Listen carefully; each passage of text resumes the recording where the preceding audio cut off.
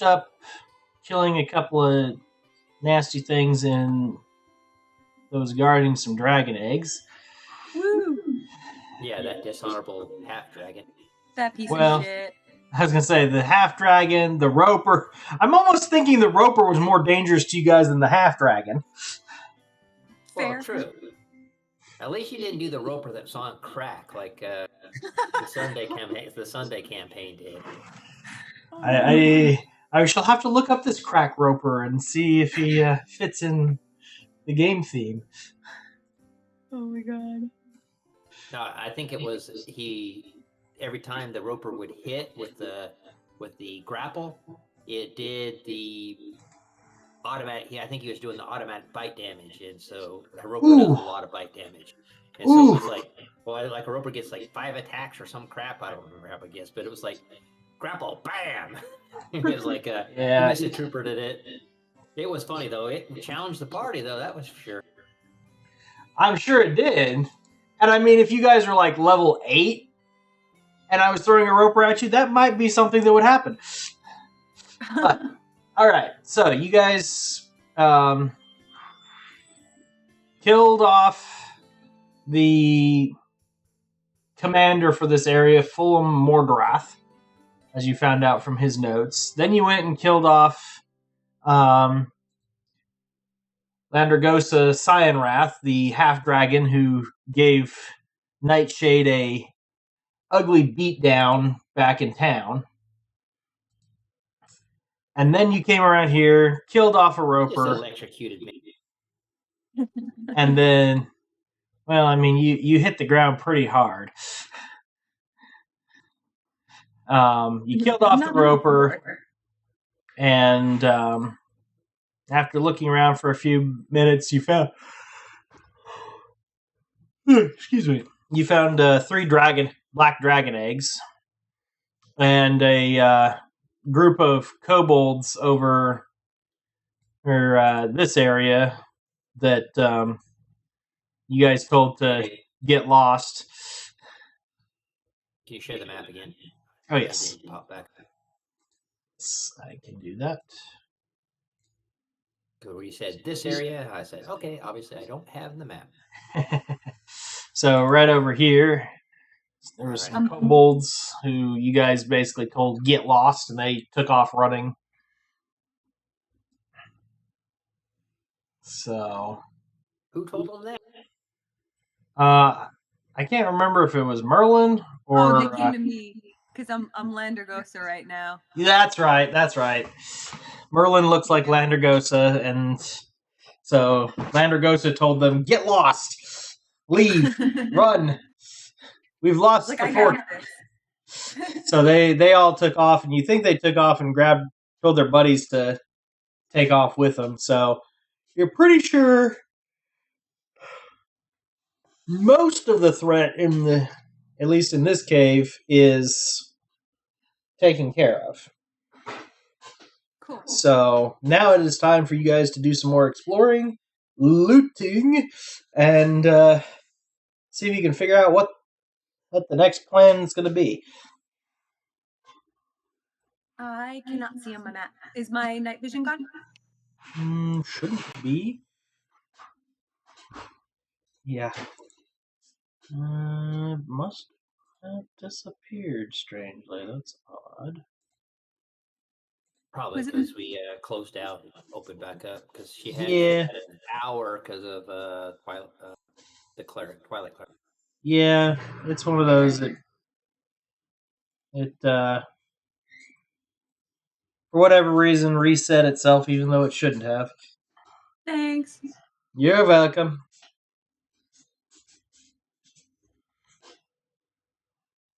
And poor old Sir Fuzzy is invisible, sulking after getting himself put through the ringer by that roper. And dude is a little injured. Guard Drake and everything else. But Nefaria pulled out the Twilight Sanctuary just in time to keep you guys going. So, where are you headed next? Good question. Well, Last time I did say I was going to come up to this location to see what was over this ridge right here to the Yep. right of me. Yep.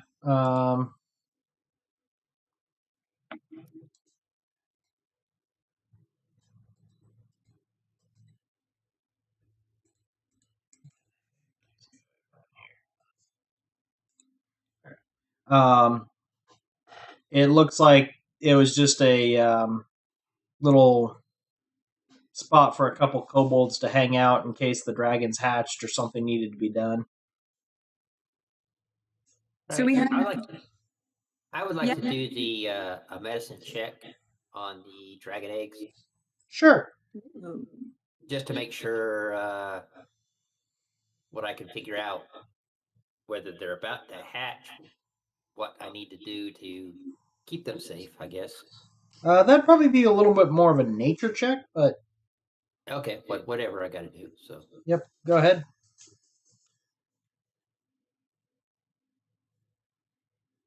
and of course, medicine is quite a bit better. But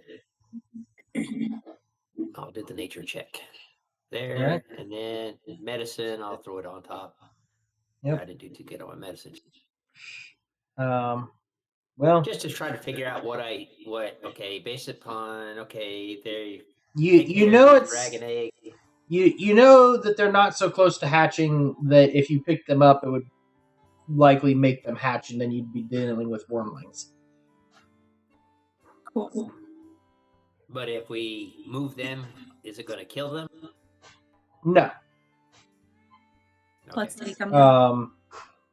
You're not really positive, but you've got the feeling that unless they remain in the proper conditions, they're not going to continue towards hatching. But it's not going to hurt them to move for a little while. You think the reason why they were left here is because it was like, we want them to hatch sooner rather than later, and if we take the time to move them, it's going to delay the hatching. But if we move the hatchlings, then we can be feeding them and taking care of them as we're moving them. So,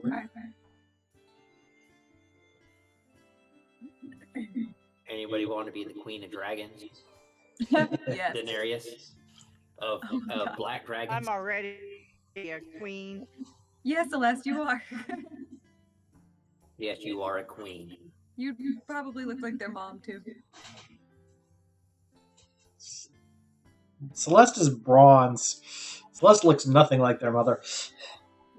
How do they know? Bronze is what? Lightning also? Yes. It's all relative. These are black dragon eggs.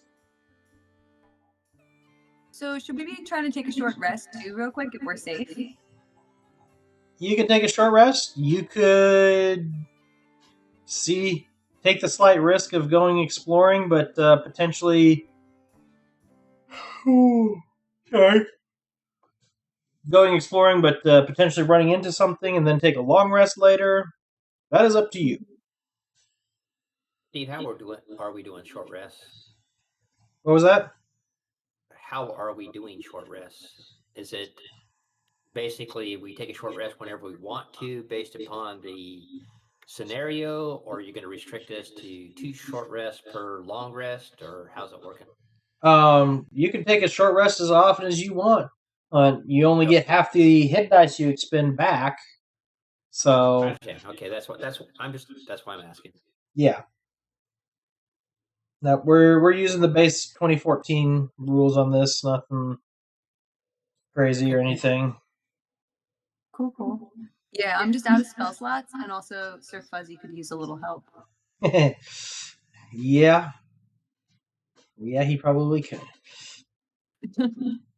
Although he currently has more hit points than he starts with because of getting a nice bump from the Twilight Sanctuary.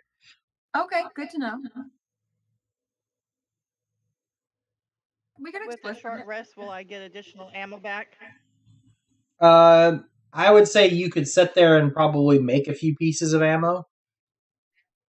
I consider most people who are going to be doing archery are going to have some of the stuff that they need to make or repair their weapons ammunition, because most archers, unless you're, guarding a wall, are going to want their arrows balanced the right way that they want them and stuff like that, so that they know how it's going to come out.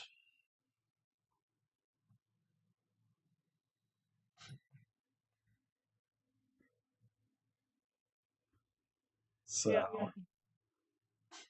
And using Nightshade's feathers. All right. Careful, Well, Nightshade. here's Nightshade what might I end gotta up say to bald. that. I don't want to be bald. He offered them. I didn't say I was going to pluck them. You did say that you were going to hold on to any feathers that you lost, Nightshade. Well, I did say that because I think that'd be cool for role playing purposes. You don't want to turn into a plucked chicken, huh? Exactly. I'm not ready for the fryer. Why not? You guys have already jumped straight into the frying pan. So would it again be half of what I'm missing, or do I need to roll the... Roll a d6.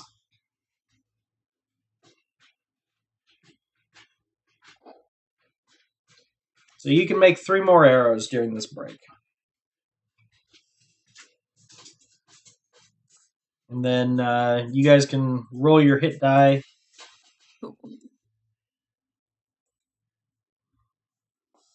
To get some hit points back as well. Don't forget, Lyric has Song of Rest, so you'll get a little bit of a bonus to that. Cool. So, who all is healing themselves? Can you roll hit dice for Sir Fuzzy, please? So Sir Does Fuzzy he have hit dice? he doesn't really have that many. He's got D4s. Okay. Well, Sir Fuzzy might not need to worry too much about it. Cool. Thanks. Did you hit long, short rest or something? Yeah, I did. Okay, I was just curious because all of a sudden I was like, oh, okay, all my focus points came back. Yep. Yep. Lyric is going to do a bit of healing as well.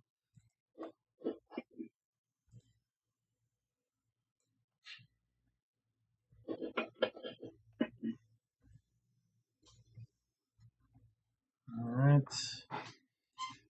And we don't know what Nefaria is going to do, so she'll just hang out. How is Nefaria, though, as far as health goes? Not looking great, but because they're not here tonight, it's not a big worry, since they're not going to get attacked. Okay. Lyric told me to go ahead and run his character for him, so I will do that, but I generally don't run characters for people unless they tell me it's okay. Well, I'll go ahead and give you the heads up. If I can't make it, you can run my character. I don't miss too many sessions. Too many. Too many things going on sometimes, right?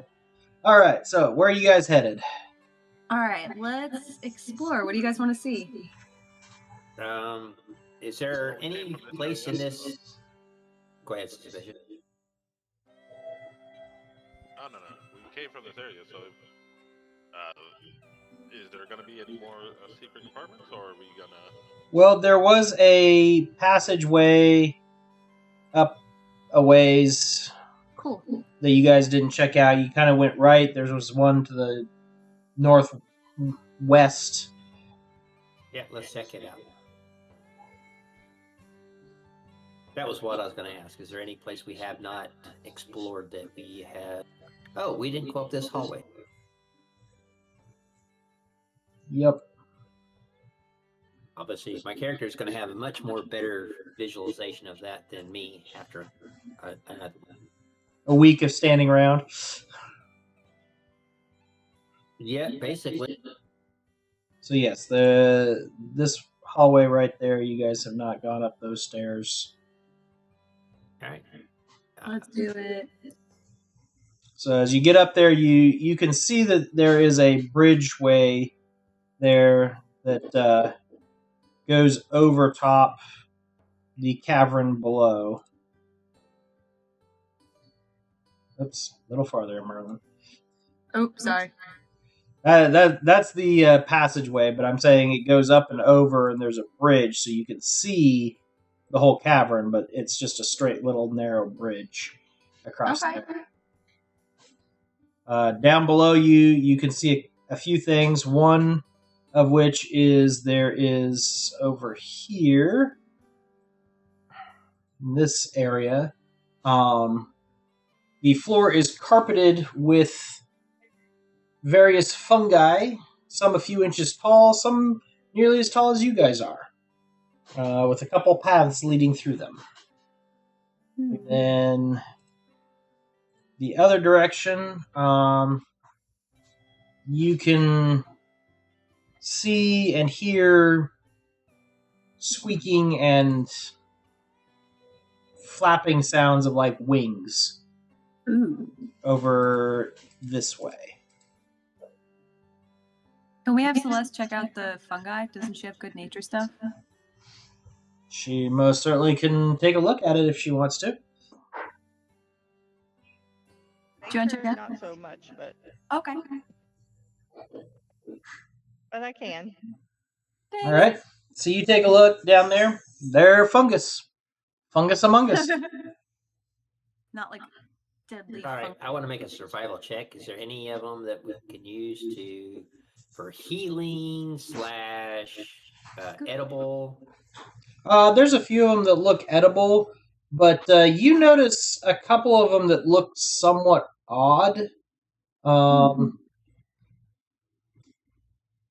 They seem to be kind of a purplish color and have a grayish black spore looking area around them. But it looks like something I want to avoid. Yeah, they look kind of dangerous. Go ahead. Harvest them? Do you want to fly down there to try? What's he trying to do? Right. He wants to know if he can harvest the fungus. Ask him if he wants to fly. What was that? It's just some suspicious mushrooms that we don't know what they do. You don't gotta ask questions. Yep. She's already been fed.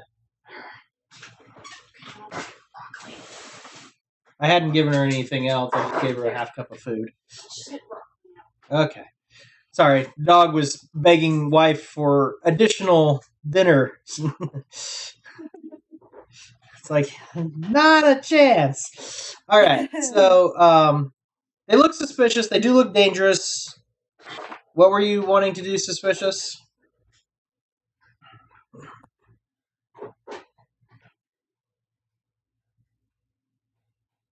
Suspicious? Let's leave them for now.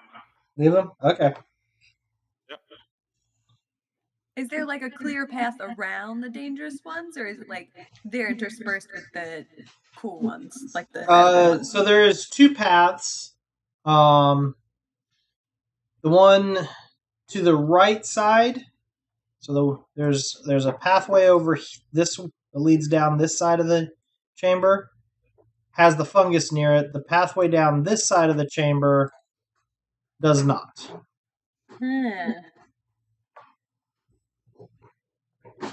Well, if there's any within close range that's not going to endanger us, like an edible or whatever, I'll just harvest them or whatever. You can do that as far as okay, maybe it's got a healing medicine properties or whatever else for something. You would have to role playing purposes. Yeah, you would have to fly down to them, but you could definitely do that.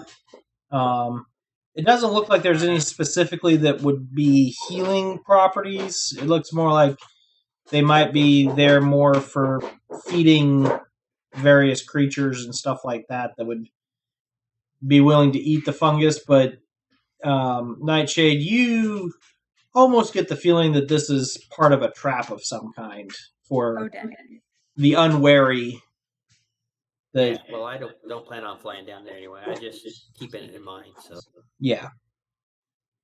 basically, if I see an herb that I can add to my medicine kit or healing kit or something like that, I'll pick it up. I'm not going to go out of my way to do it, but all right, I Understood. guess. All right, so I guess we're going to continue going up this passageway to our northwest. Sure. Yeah, let's not go towards the flapping. You're not gonna. You don't want to see if Darkwing Duck is over there. Really? That What? nothing. I just said that. I Wait am for the them to do thing that. that flaps in the night.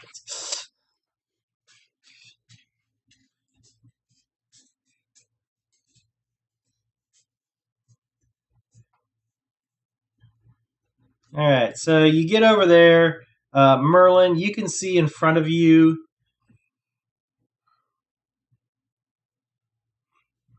a area that looks to be unnaturally enlarged and smoothed out. It also looks like it is filled with the refuse of straw covered in badly cured furs. So there is quite a bit of a stink. You also see rats and small lizards running about, grabbing food scraps and knocking around moldy wineskins on the floor. Ooh. Based on the smell and what you smelled earlier when you were getting mobbed by kobolds, you think this is probably their sleeping quarters. Ooh. We can check for loot, but I bet it smells. Oh, it smells. But Ooh. it could be shiny. We like shiny things, even if they smell. Mhm. Do we see anyone in there? Can I? You don't see anyone. What do you guys think? All right, well, let's check this area out and then go see what the flapping's all about. Oh no. Yep. Where are you going, Merlin? I went the other way, didn't I? Yep. I was talking about the room over here. Got you.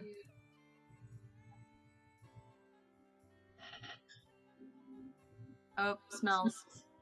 Yep. It reeks. Do we find anything good? Well, first thing you find is several stacks of 8 copper coins sorted into 88 stacks. Dibs. There is also a good bit of dragon-themed talismans and amulets made of bone, soapstone, wood, and ivory. Ooh. 4 of these look to be a little bit higher quality and have a unique, if not a bit disturbing and vicious flair to them. You think you could probably if you wanted to try and find a collector of oddities, you could probably make a bit of money on them, but otherwise you could probably sell them to somebody for a few gold each.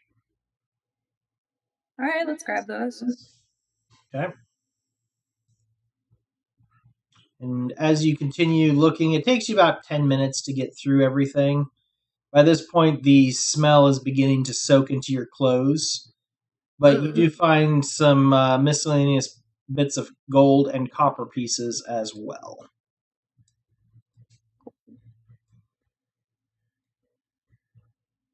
So we're richer, but we're stinkier too. Richer but stinkier.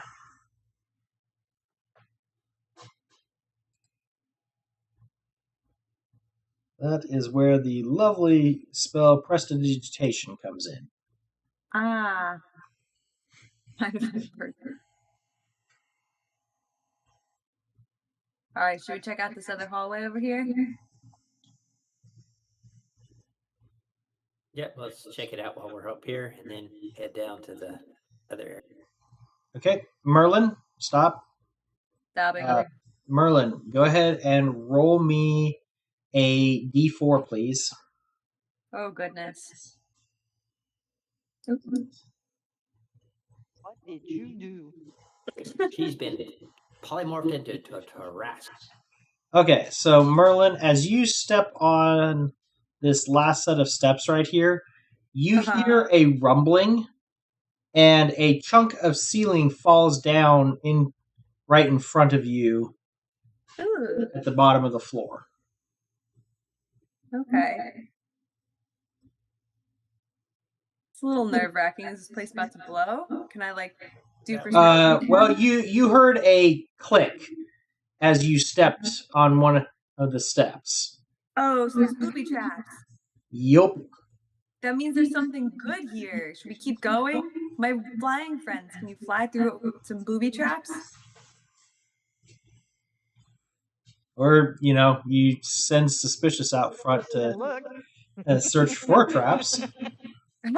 Or he could hover and search for traps at the same time.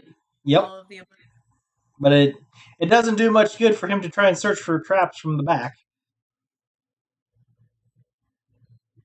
Yeah.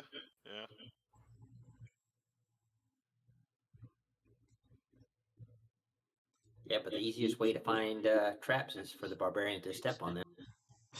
That is called the barbarian trap finding, and they've got special things for dealing with that as well. Yes. That sounds painful. Yes. Well, there's a We don't have any reason. barbarian. There's a reason why they call it face checking the door. Oh, God.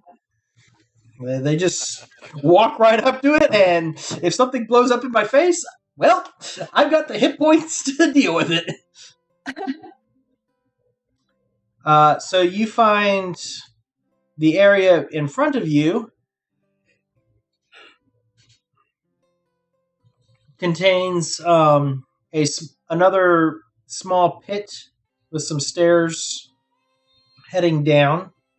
At the top of the stairs is a key. You would imagine it probably goes to the gate at the bottom of the stairs with the fence around it. Looks like kobolds would have been working in here, but there doesn't seem to be any at this point. Along the wall you guys are on, you can see racks that hold various training implements. Poles with lassos on the end, leashes, collars, prods, wooden weapons, as well as human-sized dummies that you think are probably used to train the creatures that are down in the pit snarling and hissing at the moment.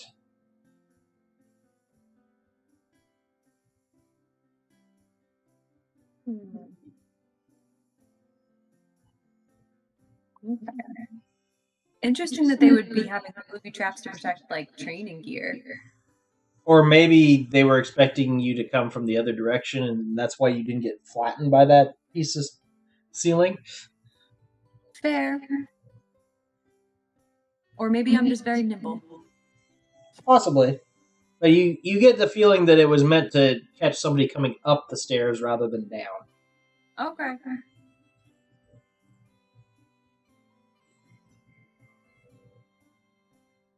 So you can hear more guard drakes down in that pit. But you don't have to actually do anything. Hang with them. Where in here are they? Like, in front of us or beyond the... They're down here in this pit. Got you. Okay. And they can't get to us. Correct. Cool. All right, what do you guys think? Should we check it out more, see if there's other stuff, or should we just turn around and go for the wings?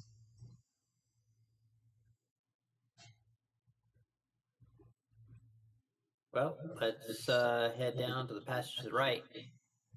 It looks like it connects to the flapping sound we heard earlier. Okay. Oh.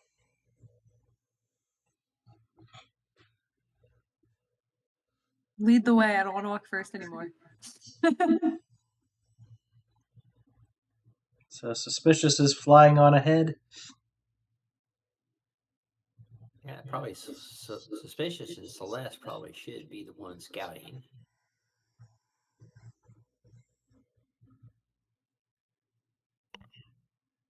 Now, should I roll you as perspective? Whenever you want to check for traps, check. Let me know you're checking for traps. Oh, okay. Well, I'm checking for traps. And I failed that. I'm sorry, Oh, guys. dang. Okay, so you did not see any traps. Oh, Hold on. no. So you're moving up there as well. All right, Lyric will be shortly Well, behind. yeah, so basically, gonna keep I'm to the standing side. about 10 feet behind So Suspicious she's or whatever. relatively So invisible. All right. So, Celeste, you and Nightshade both get to about that same point at the same time, and you hear a ripping sound. Oh, no. As you realize you have just stepped on not stone, but parchment paper that has been Oh, cleverly no. painted to look like stone. I need each of you to roll me a D10, please.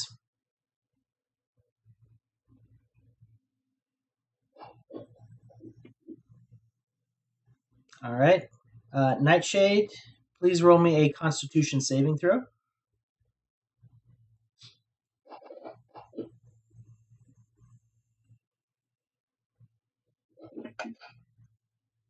All right. So your foot goes through, and you realize that this pit is only a couple of feet deep. However, there are some rather nasty spikes at the bottom, and you take 4 points of piercing damage, which will come off your temporary hit points. And you do resist the poison that is on the spikes. okay, I must have landed on them then. Yeah. Oh, Or- dang. So Merlin, if you're going to head across there, I will need you to also roll me a d10. I don't know if I want to head across there. What if I just stay? Wave at them and I say, come back to me later. You can do that. Oh, man. All right.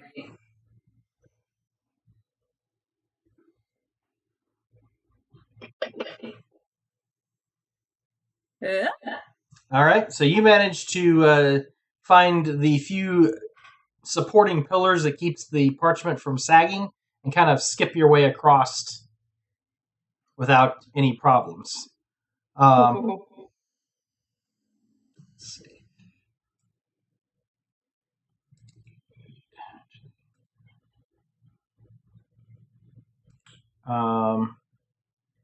Lyric will kind of look at you guys and look back at the stone that fell out of the ceiling and be like, do we want to just fill this thing in? Yes. So he'll start grabbing like chunks of rock and throwing it in there to fill the thing in so that you don't have to worry about anything. But as he goes to do that, Suspicious, you see a few things detach themselves from the cluster of bats on the ceiling, and they seem to be heading your way.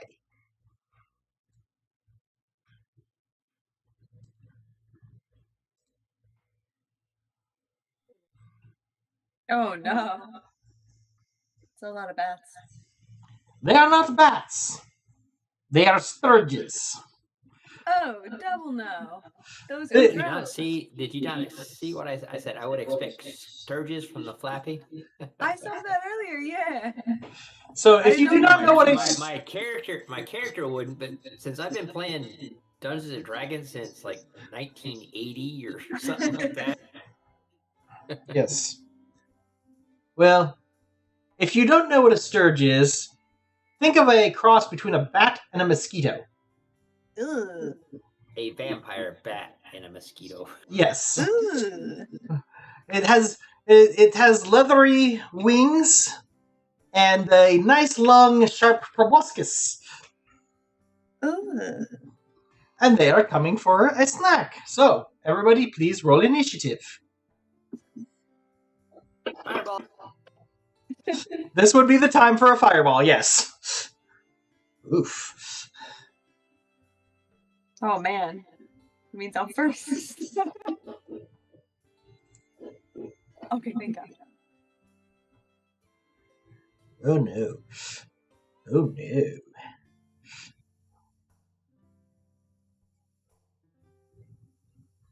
Oh God.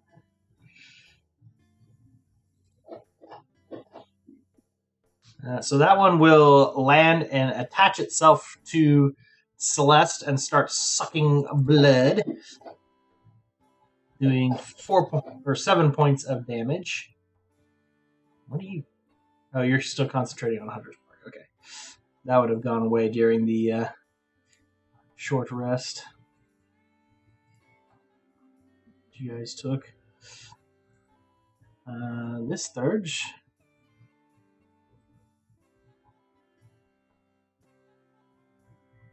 Now, just so you guys know, these are what is known as tiny creatures. So you can fit 4 of them in one square. Oh no. Can we smash them with our hands? You can smash them pretty much any way you like. As they Sturges. The thing with Sturges is they're annoying, but they generally have very low hit points. Cool. So you can smash them with your hands. You can scrape them off with your weapons. I kind of want to just take my mage hand and just. Suspicious. You get one that latches onto you.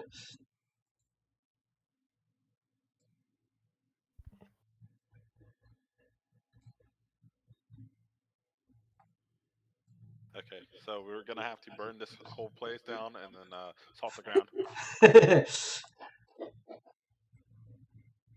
Merlin, that one tries to grab you but misses. Ha.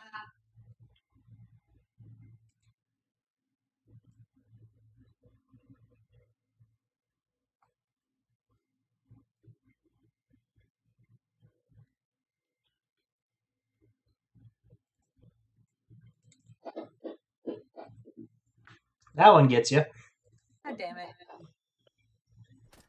for 6 points of piercing damage.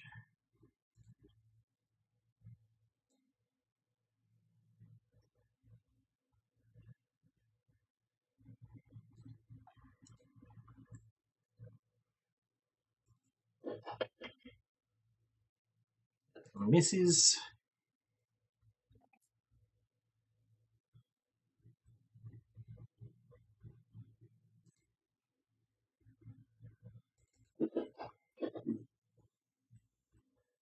That one gets you suspicious. Yes, sleep would be a wonderful one on these guys. Damn it.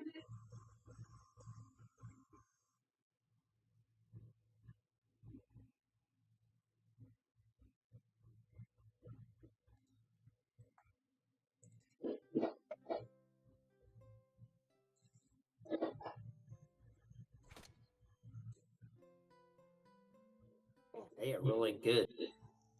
Yeah, they are. They really don't like me. Oh. Oh, but they're rolling 16s, 17s, 18s, 19s, 20. Oh no, the 20 was No, they haven't gotten a 20 yet. no, that was the save for Yeah. All right, that one misses. Celeste.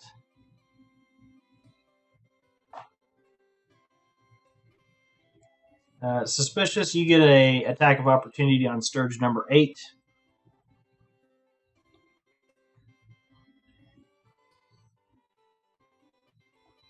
The one just south of you, as it flies past and goes for Nightshade.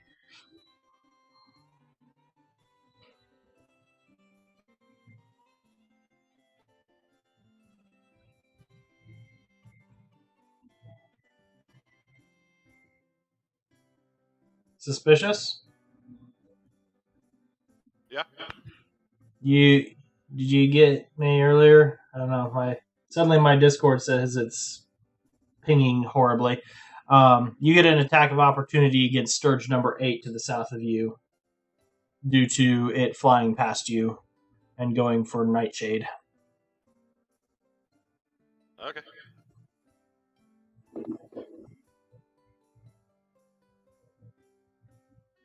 Ugh, what is going on? Come on. Is it like stuck on a corner? Oh my gosh. It's just lagging. No, something. There it goes. Everything's coming back now. Something just caused my computer to lag badly. Okay, that hit. Roll some damage. Nice. All right. So you now have a floppy winged mosquito bat, mosquito bat stuck on the end of your rapier. Oh. Kebabs is what we'll be eating today. It is dead.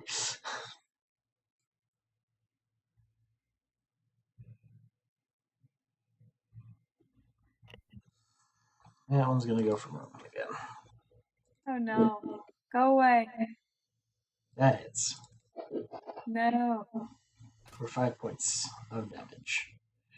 Now, the worst part there is they all got 19s on their initiative, too. That's what sunk you guys. That's rude. Yep.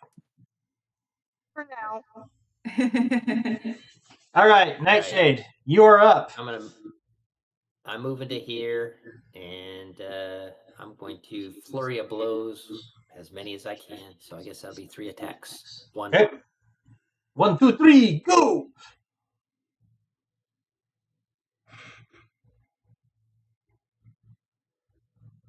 Are you focusing on any particular ones, or are you just slapping the 3 closest ones to you? Well, it looks like Sturge 9, Sturge 3, and Sturge 6.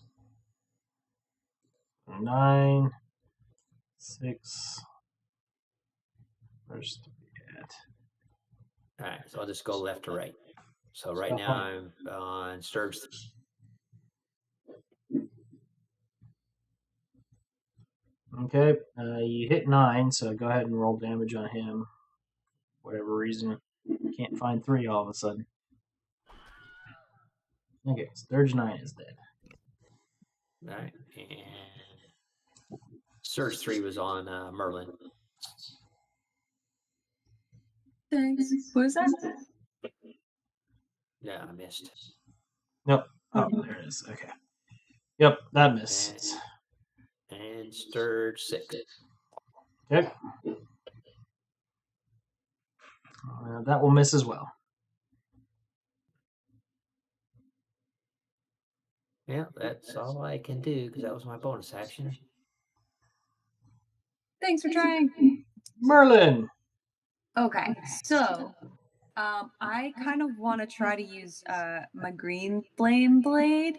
Nice. Do I target 2 things at once with that and then roll? No. Or So what you'll do is you will target one of them and roll your regular just attack damage for right now. Okay. All right, so I just roll like for a quarterstaff or something? Yeah. Or, You would roll with whatever your normal attack would be. So yeah, quarterstaff is your normal thing that you're going to do. my God, are you joking me? Okay. No, that's 2 1s for us. Anger. So that doesn't hit anything then, does it? Nope. Okay. Do I still get a second shot since the thing jumps? Generally, I think it's use inspiration. You could use your character inspiration to. Nope, Merlin's already used that. I used it last time. I can use. Sir Fuzzy still has a shot.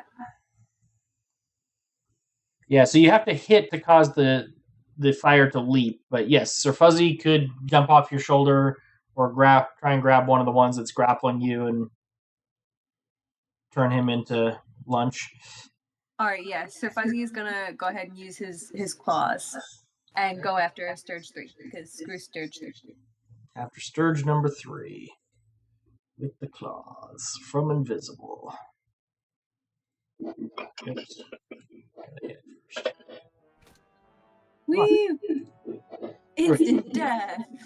Yep, he hit it. It's dead. Yay, we got to You see him just like, you see Fuzzy just appear and like dig his claws straight into the back of this thing and just rip it in two. Is he still invisible when he attacks? I don't know why my Discord is being so weird and laggy tonight. I don't know. I just ran the update, so it shouldn't be a problem, but who knows? All good. Alright, Lyric's turn. What's he going to do?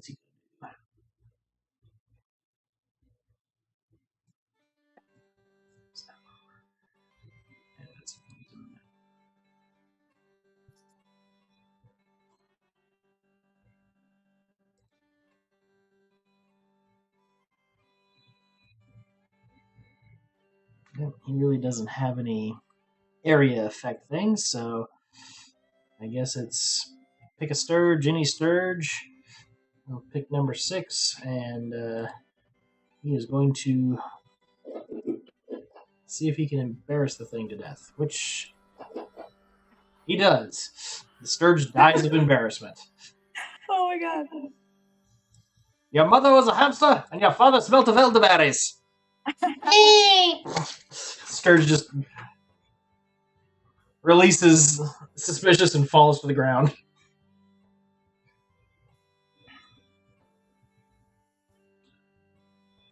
Celeste. This is the first round of combat, so you do get Dread Ambusher. I'm going to do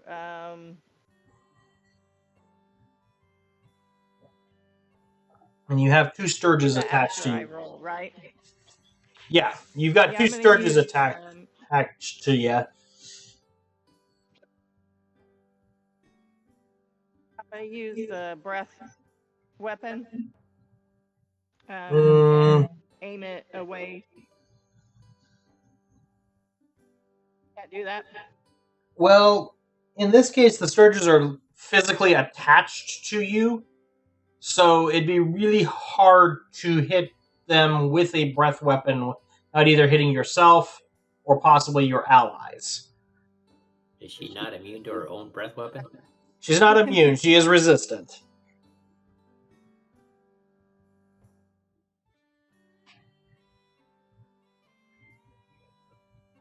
Red Ambusher is after I roll, though, right? Yes. But you get an extra attack this round as well. So you could swap both of them if you want, that are on you if you wanted to.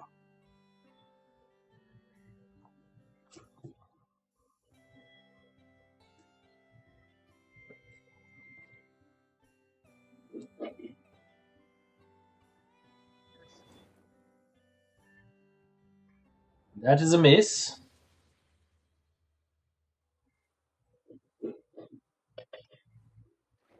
Oof. And the other one's a miss. Oh. Not a good day. Yeah, because as they're attached to you, they still get their full dexterity bonus to dodge out of the way. Imagine that. That's annoying. Yes, I know. In older editions, they would have lost their dex bonus to armor, but 5th edition simplified a lot of that stuff. Alright, Suspicious. There's another one. Oof. Hey. But So, Sturges have 2 hit points. Unless you have negatives or something, you're probably going to kill them by hitting them. Alright, this one's what? I need to get something to get multiple people at once, even if it's just low health, just so we avoid this situation. Yep. And even though it's attached to her and has its proboscis in her, it can't manage to get anything out of Celeste.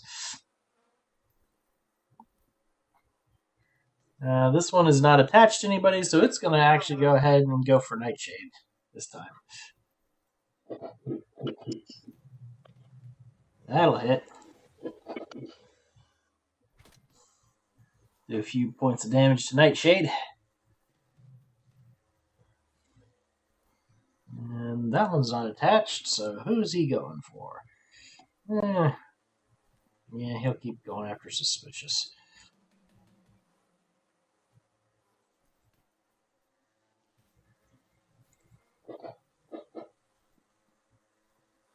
That is a hit. 4 points.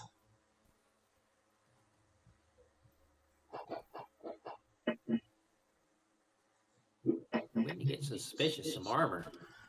Well, you need to get Suspicious off the ground. Oh man, must have slipped on some of my blood. More like you ran out of enough blood to keep yourself standing. Nah, those were just flesh wounds. Oh, okay. Nightshade, it is your turn. Be glad these are not old school Sturges. Yes, they would have lost their dex bonus to AC, but every time they drain blood, you lose a point of Constitution until your next long rest. Oh, dang. Really? Older editions, ability point damage was a big thing. Nightshade. All right, well, I'm going to do Flurry of Blows, but one of the blows is going to be on Suspicious for Healing Hand. Okay. All right, for Sturge, whichever one of them's attached to me. Yep, that would be number 2. All right, I'm attacking number 2. Okay.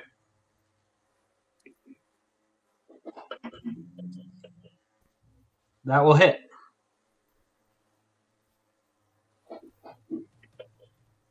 All right, dead Sturge.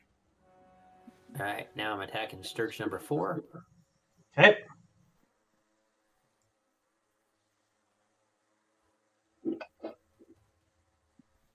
And That misses. All right, and hold on here. Nope, wrong one. Handy.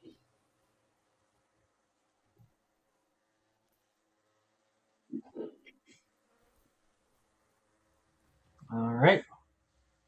Suspicious, you are conscious again, but on the ground with 2 Sturges attached to you. Merlin. Oh, so You no longer have any Sturges attached to you. cool. I'm going after Sturge 7. Gonna help out Celeste and see what I can do. I'm gonna go for Green Flame Blade again because we're just gonna see if this is gonna actually work. Okay, go for it. And here we go. Oh! That is a joke! There is no way! That is It hovered on 20, then popped over to 1. No! Why? Why? Apparently the dice gods have decided that Merlin is not allowed to use Green Flame Blade or something. Like, actually, what was that? 2 nat 1s in a row on the same... That's a joke. Okay, alright. Hey, wait till you've got advantage and you roll double nat 1s. Oh my god, I don't want to wait for that. Let me just do the only useful thing I can do and drop some healing word on Suspicious real quick. Okay. I'm so mad at that, though. Holy shit. Okay. Oh, I saw it.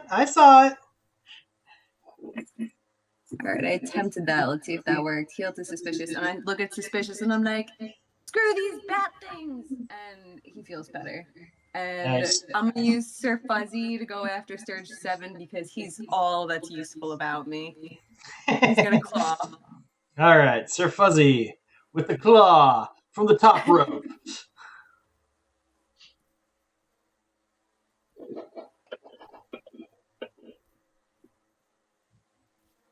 See? He's got it. He's got my back. Yep.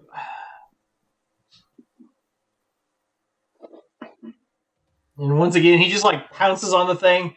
He this time he does like full Ozzy Osbourne and like rips it out of Celeste's arm and just takes the head completely off.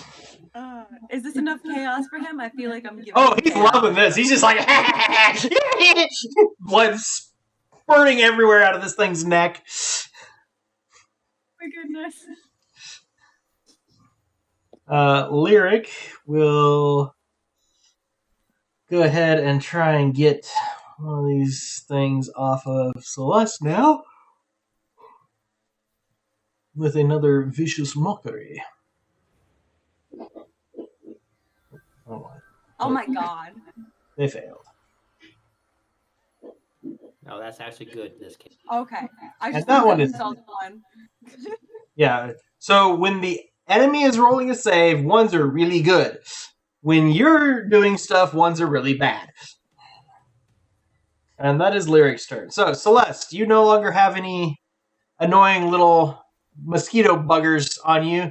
You do have a slightly crazed Quasit just kind of going chomping on a Sturge, though.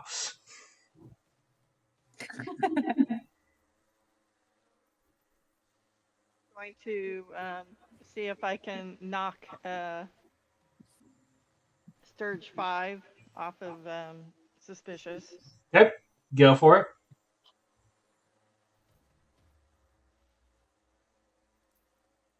Actually, well, I guess I really don't need to. That will hit. You do more than just knock it off. There's now a Sturge embedded in the far wall with an arrow through its chest.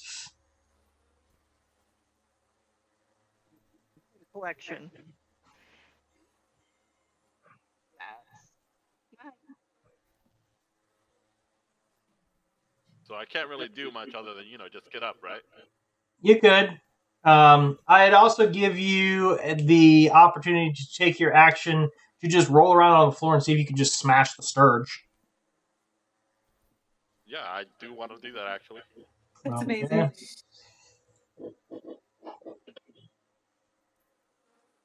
All right. That is a very, very Yep. lucky- Somehow the Sturge manages to scurry across in just the right amount of time and not end up getting squished by you.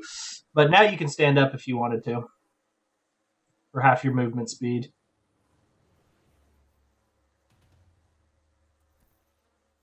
You were close, though. Wouldn't have taken much I don't more. have a bonus action, right? Do you have any bonus action stuff? I was gonna disengage, but no. A little hard when the thing's attached to you. He's locked onto me, so I can't.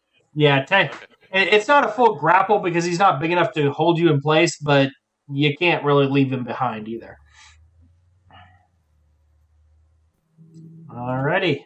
Back around to the top. The Sturge. Gonna try and go in for another sip. Another hit. 4 points of damage. What? Suspicious doesn't have any armor at all. I think he's got basic leather armor. Yeah, Yeah, AC pretty sure I have 14. leather armor. Just it was just high enough. All right, Nightshade. All right, I'll just use my normal bonus attack. 2 attacks on Sturge number 4. All right, get him.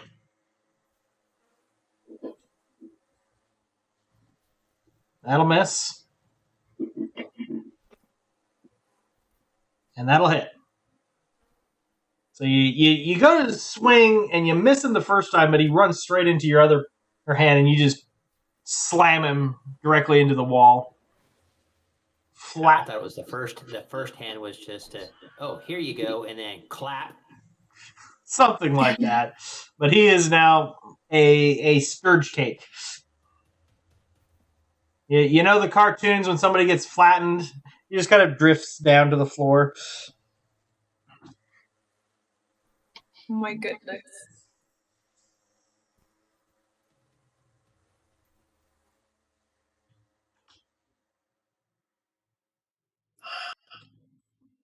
No more of those, right? Well, you don't see anymore. Oh god, okay. All right, guys, should we try moving Other forward? than the bats flying around, you don't see much in this area other than a spear with a badly pitted blade. Hmm.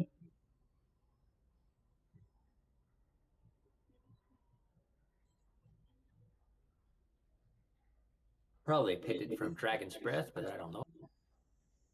Looks more like it's been chipped against stone multiple times. Like this might be how they get around some of the traps in the area. Ah, So there might be more. To the north, you see what is probably the camp's trash heap. Broken pottery, rotting baskets, torn up rope, discarded clothes, tattered books, cracked lamps, as well as bits and bobs of metal and parchment. There is a very strong, foul smell, even worse than the kobold dormitories. Oh God.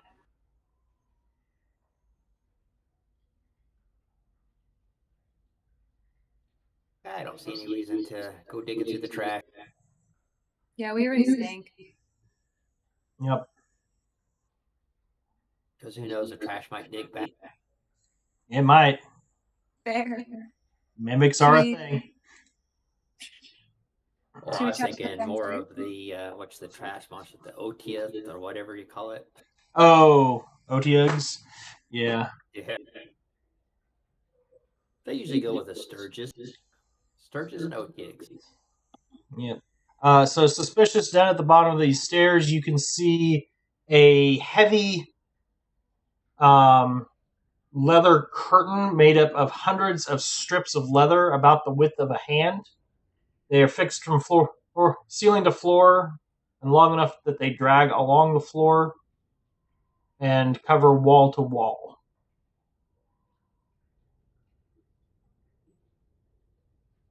Weird. Paying no attention to the man behind the curtain.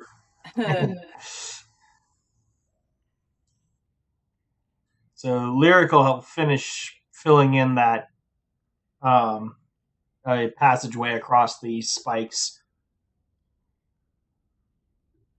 So you don't have to worry about that to get across there and then come join you guys. Cool.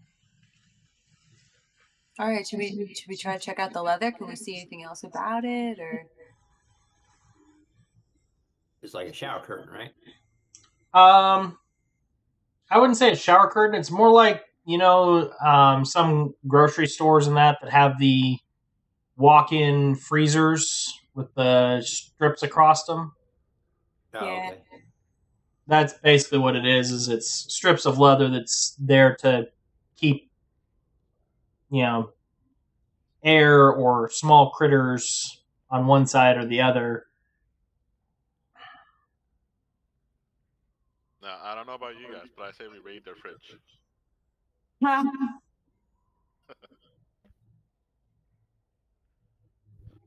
We're going to see at least what's in the fridge. Mushroom soup.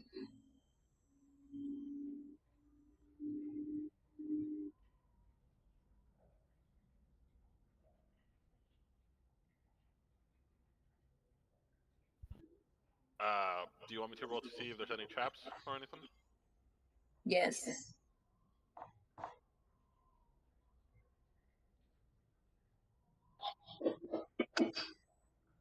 So as you get up there and you take a look, you find, while the surface layer looks fine, the layer just behind it has dozens of small metal barbs poking out of it. And you can just faintly make out the glint of some kind of possibly poison on the barbs.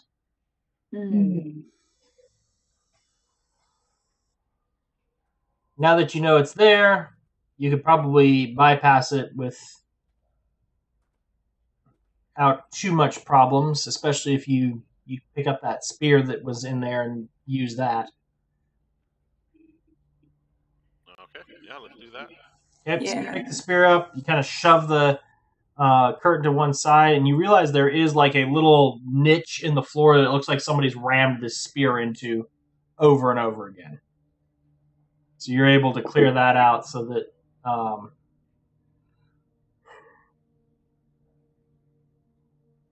it is open, and instantly you are assaulted by the smell of old blood. The floor is covered with dried puddles of it, and the room is just above freezing. You can see 4 floor-to-ceiling columns spaced around the chamber, and chains strung between them like clothesline, with animal carcasses hanging on hooks. You can see gutted, skinned antelope, deer, goats, maybe a few big cats, and some small bear.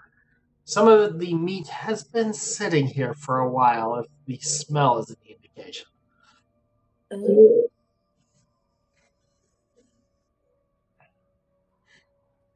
Merlin's just going through this going,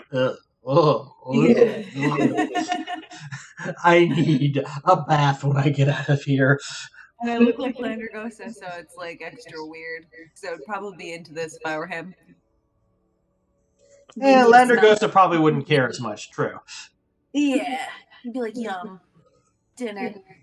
But yeah, you're kind of having that, oh, please no. Yeah.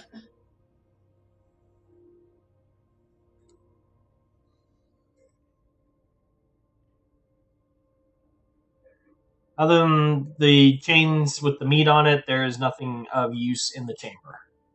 Yeah. Now Well, I mean, I could always throw a monster in there if you really want something to be in there. No? Nah, we're good. You want me to see how freaked out I can get Nightshade? Oh no. I could make Nightshade really worried here if I said there was a gibbering mouther in there.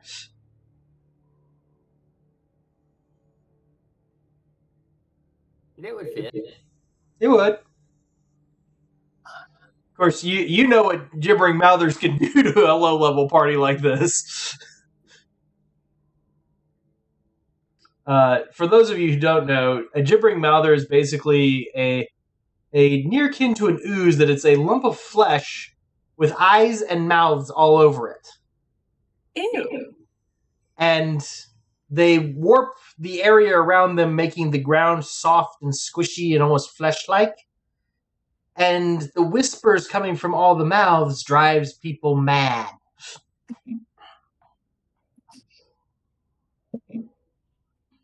I think mental damage is my favorite type of damage. So, yes, it is. They're not very pleasant to deal with.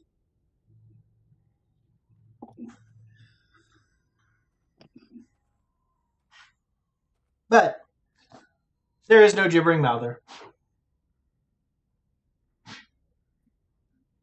Well, miracles. So, you guys have actually finished exploring everything in here except for going back through the fungus. And the wings.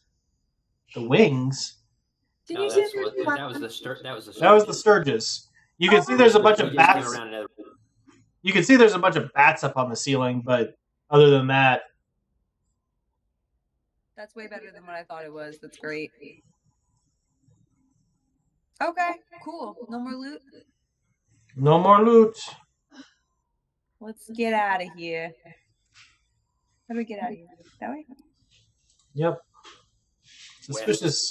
Suspicious knows the way. Yeah, I'm following Suspicious.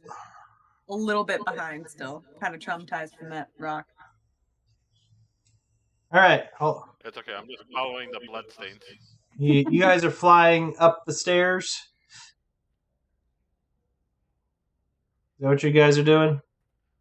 Yeah. All right. Yep. So And observing Merlin, as we go, in case we see like trip wires or yep, Merlin, you remember that there was a pathway down one side or the other. The center portion, you could walk across it, but you don't know what fungus you might be brushing up against. Okay, yeah. staying So away go from the purple side. Yeah, the purple side is over here. Gotcha. And staying on the non-purple side. Good tips, thank you. Well, the non-flyers will need some help getting up the cliff then. Send help. All right, So, I'll rope stop at again? the top and throw a rope down. Yep. All right. So that's a fairly easy climb. You guys are able to get out of there. Sir Fuzzy comes back to find you, still happily chomping. You see he now has a little mini skirt of sturge wings, and he's got another one that he's just sitting there chomping on. Glad he's having a good time. He's kind of chewed on the head of one of them. He crawls up your shoulder and looks at you, and goes to hand you the rest of the body of the sturge. Like, oh yeah, you want one? No, you buddy. You enjoy. Nightshade's like fishing out a toothbrush. Like, here, you need this. He looks at your toothbrush, Nightshade, and just grabs like one of the wings of the one he's chewing on, and just starts flossing with a wing. Oh God. Little chunks of hair and flesh stuck in his teeth. Gives Merlin a big grin. I'm just happy he's happy. I'm happy if you're happy. It might be creepy, but you're happy, so I'm happy.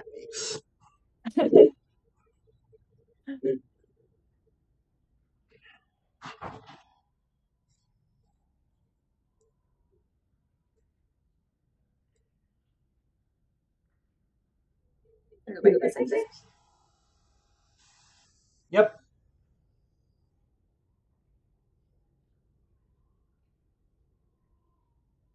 And I think that was the cave base, wasn't it? Yep. You guys have seen pretty much everything in here. Woo! We're dungeon masters too now. What was that? We're dungeon masters too now. You have mastered this dungeon, yes. Touch and go a few times, but the big question now is, are you going to head back to Greenest, get a day's rest, and report what you found, or are you going to try and follow the cultists directly and head down the tracks? They do owe us money in Greenest, but I mean, we're kind of already all the way over here. So what do you guys think? They owe you some money. You also have found out where more of their stuff has gone to. That is true. And they're going to give us more money for that, hopefully.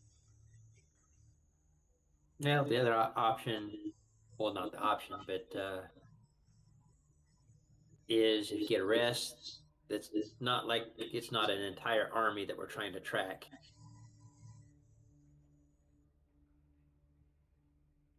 So True. we could go back and then. So you have three directions you can go. You can head back. You can head back to Greenest if you want as a side route, but then you can head for Elturel to meet with Leosin, the monk you rescued, or you can follow the wagon tracks. You're pretty sure if you are going to follow the wagon tracks, you need to start tracking sooner rather than later, but you don't think it's going to rain, so you probably can head back to Greenest for that first. But if you're trying to track down the wagons with most of the loot in it, they're going to be getting further away the longer you guys take going back and forth. Fair point. I think we should probably follow the carts. Sure. Get our money later. Okay. Everyone else into it, or you want to take naps? What do you want to do? Sounds good to me. Cool. Let's go for it. Let you guys leave. Alrighty. So you guys begin gathering your stuff to take off, and you will go ahead and advance to level 4. Woo! Which brings us to feats and ability score increases. Ooh. So most character classes every 4th level, so 4, 8, 12, 16, and then 19 is the odd one. You get either an ability score increase or a feat. Some classes do get some bonus ability score increases or feats, like Rogue and Fighter. I think are the two that get those primarily.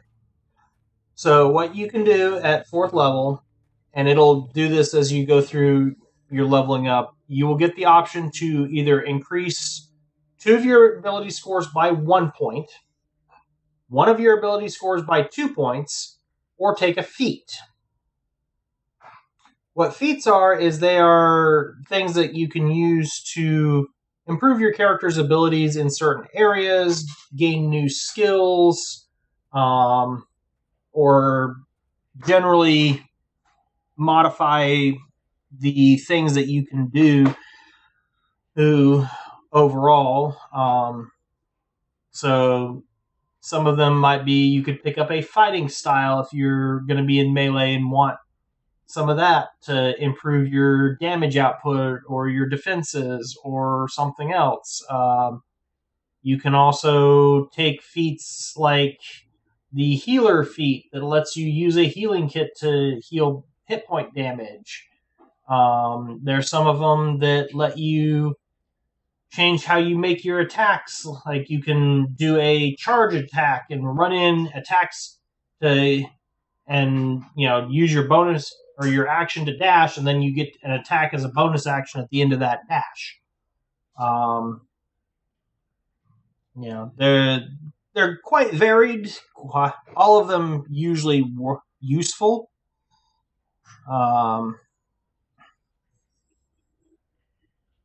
So it is something to think about. Some of them even do have a single point of ability increase attached to them, so you can kind of get a point of your ability score increased while gaining some new abilities. I don't know what you guys were thinking about for your characters, what would be kind of beneficial to you, but there is some good ones out there. So, for example, Suspicious, if you take Crossbow Expert, not only do you ignore the loading property of crossbows that you're proficient with, but the bigger thing is you don't take disadvantage on being within 5 feet of a hostile creature on any of your ranged attack rolls.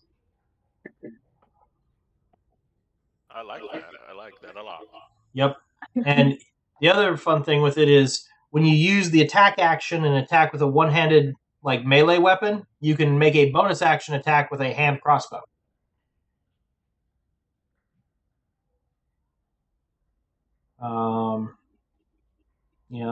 There's some of them like dual wielder that lets you. I was just reading that one. Who have some advantages with having 2 weapons pulled, and you can pull both of your weapons at the same time. For some of you, well, actually, none of you would. No, none of you would benefit from Elven Accuracy. That's a good one. There's some things like Eldritch Adept that gives you extra Warlock invocations.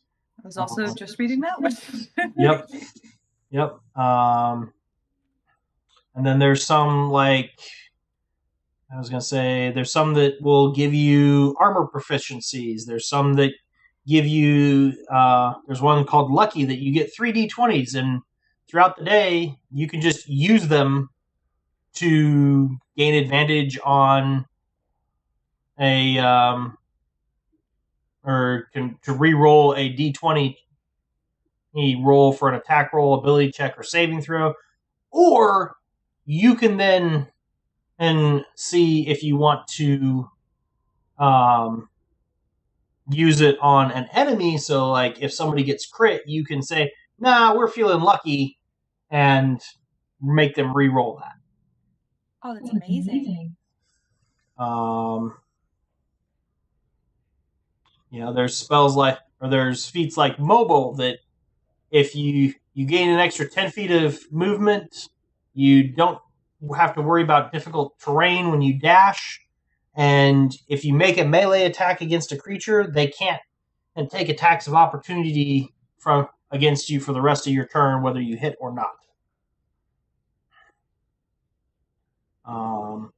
For the archers, Piercer is a wonderful feat as well. It gives you an increase to your strength or dexterity score by 1. And when you hit a creature with a piercing attack, you can re-roll one of the damage dice and use the new roll. And you get one additional damage die when you hit with a critical.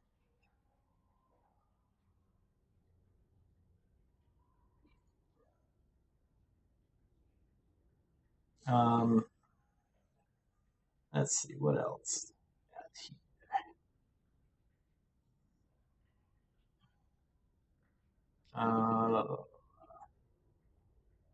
There is some spells like Ritual Caster, so if you're not a Ritual Spellcaster, i.e. you're a Warlock or something like that, you could take Ritual Casting if you've got the prerequisites to let you cast certain spells without using spell slots. There's also the touched spells, which is like Fey Touch, Shadow Touched, etc., that gives you an increase to Intelligence, Wisdom, or Charisma, and you learn a couple of spell slot or a couple of spells from that. Sharpshooter is another great one for our ranged characters. No disadvantage on your long-ranged attacks. Ignore half and 3/4 cover, and you can choose to take a -5 penalty on an attack roll to get 10 extra damage.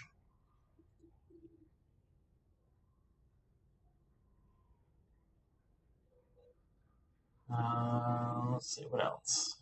Spell Sniper does similar stuff for the casters. You double your spell's attack range. You ignore half and 3/4 cover on ranged spell attacks, and you learn an attack cantrip.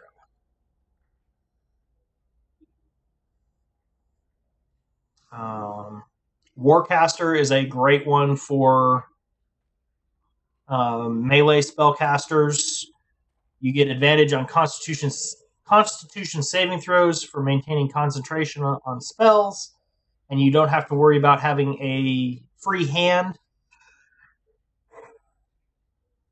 to perform the somatic components of spells, and you can choose when a creature provokes an attack of opportunity from you to use your reaction to cast a spell instead of making a melee attack.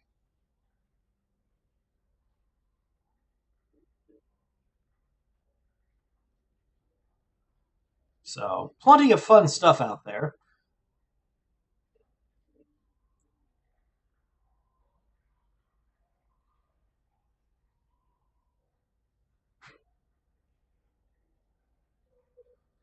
And if you have any questions about how one of them works, let me know. Or if there's something particular you want to do, let me know. One feat that I have that I did not get added to this list, but I allow, is you can also take a feat, or you can use your feat to take a ability from a class that is 3 levels below your current level. So, for example, say Merlin, you wanted to get the unarmed fighting that Nightshade uses. Okay. You could do that, but it would function at 3 levels below your current level. So Okay. as their instead of the damage dice being your current level, it'd be your level minus 3 for how much damage the unarmed fighting would do, or other things like that. That's pretty cool. You can also, I will allow you to pick abilities from your subclass the same way. So, like, if you, as a warlock, you get your Hexblade stuff. If you wanted to pick up, say, Healing Light from the Celestial Warlock path, you could do that the same way. Okay. But the only subclass you can take anything from is your main class. Does that make sense? Mm-hmm. So you can pick up any main class feats from another class, or feats or abilities from another subclass of your particular thing. I'm honestly greedy. I think I'm going for lucky. Hey, as much as you had happening tonight. Exactly why I'm thinking it. The 2 1s in a row is just not something I'm ever going to stand for again.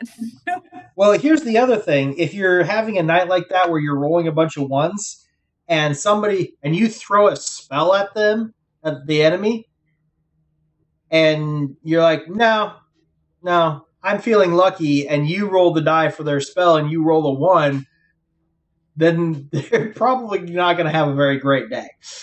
That's a good point. Use my bad skills for good. Yes. Yes, you do.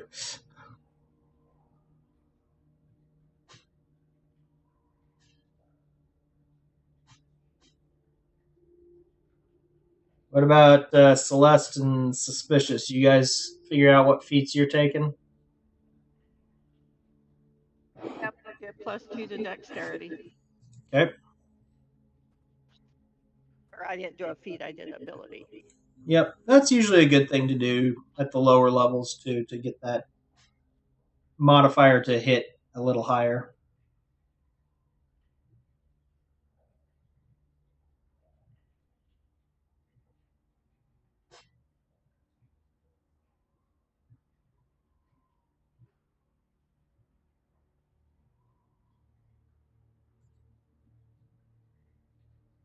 I'm probably just gonna go with crossbow expert. Crossbow expert? Nice. Yeah. Negating that cover penalty, you'd be surprised how useful that is. True. And then being able to shoot at stuff without having to get away from it is also quite useful.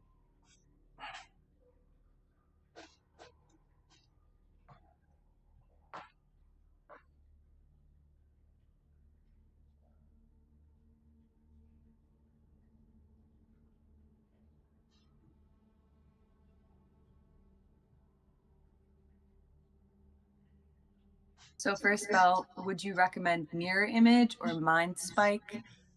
Like, which one of those would be better? Because those are kind of awesome. Both of them are really good. Remember, you can unlearn an old spell to learn another one as well. True.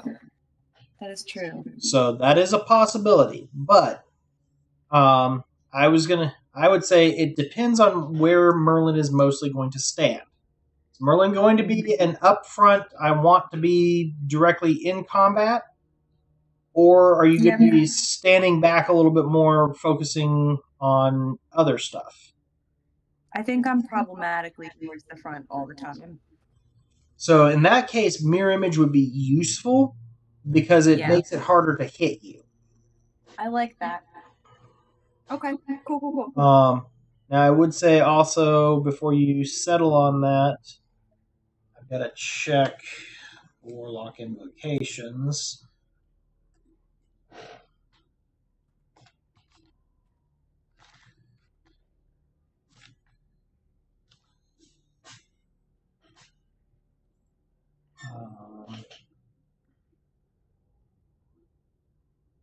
I can't remember if there's one that does that. As well. Mirror image, there's not. Okay. Okay. So the thing to remember as a warlock is you get a lot of invocations that can do different stuff for you. And you can change those out when you level up as well. So, Do I have any right now? Right now, I believe you have a couple. One of them is the Agonizing Blast, Oh, okay. and you have Armor of Shadows, which gives you basically you can cast Mage Armor on yourself at will. Yeah. It lasts I think 8 hours, and you can keep recasting it as much as you want. So that's a great one. For a melee warlock, another good one to pick up. There's several of them, but a couple other ones to pick up that's really good is there's one that it's called Fiendish Vigor. It gives you false life at will. What does that even mean? It means you roll a d4 plus your spellcasting modifier, and you get that many temporary hit points. Oh, okay. And you can cast that at will, which means you don't expend a spell slot to do so. You just get to keep casting it over and over again. So, do I get an invocation when I level up, or is it like I have to forget one and then? so you will get another invocation at 5th level. Oh, damn. Okay. But that is a feat you could take as well. Is you can get a bonus invocation. Nah, I'm gonna stick with my lucky. Yeah, that's fine. I'm just letting you know that for the future as well. Yeah, that's good to know. So Fiendish Vigor is a really good one for melee warlocks. It kind of scales off as you get higher level, but especially low level, having an extra 7 hit points going into combat makes a difference. Definitely true. The other one is where is it? It's called Gift of the Ever Living ones, and it's available because you have you took Pact of the Chain. Whenever you regain hit points while your familiar is within 100 feet of you, you automatically regain the maximum amount of hit points for the die that was rolled. Wow, so Fuzzy saved the day again. Yep. So those are two to just kind of keep on your radar as you level up, but those are good ones to pick up in the future. Does anyone else in the party have comprehend language stuff? I think Lyric does. No, he does not. Okay. Nope, he doesn't. He has access to it as a bard, but he does not have that. Okay. Dang. I was thinking I should unlearn that and grab a different spell, but if no one else has yeah, good language. You guys will also get a long rest as you're traveling. Okay.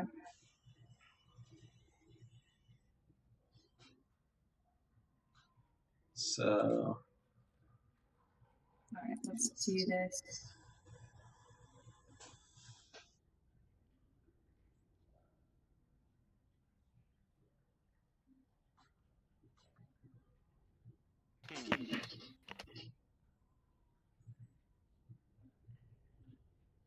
Did I roll for ammo? You're going to have enough time to restock. Do I get another spell slot now? For Merlin, no. Oh, dang. So warlocks are the interesting ones. They don't get more spell slots until 10th level. Oh my god. But your spell slots are always cast at the highest level you can. So, at 5th level, they'll upgrade to 3rd level spell slots. At 7th level, they'll go to 4th level spell slots. And then at 9th level, they go to 5th level spell slots. Okay. And it's after that you start getting more spell slots. But your Okay. advantage again is you get your spell slots back on a short rest. Yeah, that is kind of the best. So, pretty powerful there. That is true.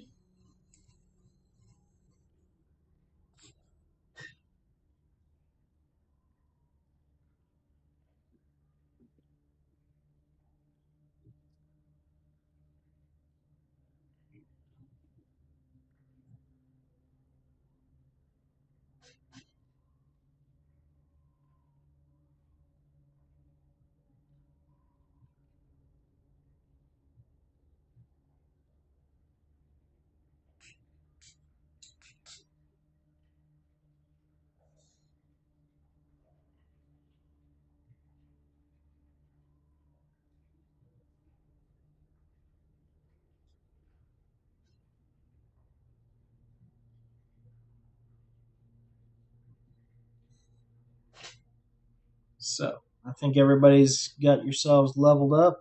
Yes? One last question. Where does lucky come up on my character sheet? I will probably have to add that Okay, cool. to your abilities. Thanks. Oh, I see it. It's not like clickable though. Yeah, it's probably on your abilities tab that tells you what it is. I'm saying it. I'll have to add it like as a ability on your actions tab Got you. to have that and track it.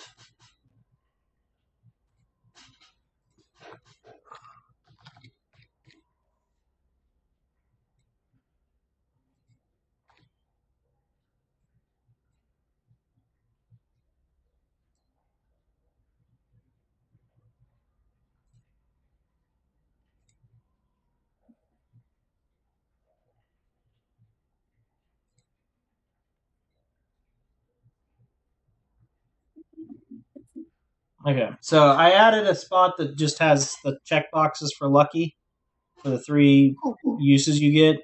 Basically, all you're going to do when you use it is you're just going to click the D20 down at the bottom and just roll it. Cool. That works. And tell me that you're using it for what, and then go from there. Awesome. Thank you. No worries.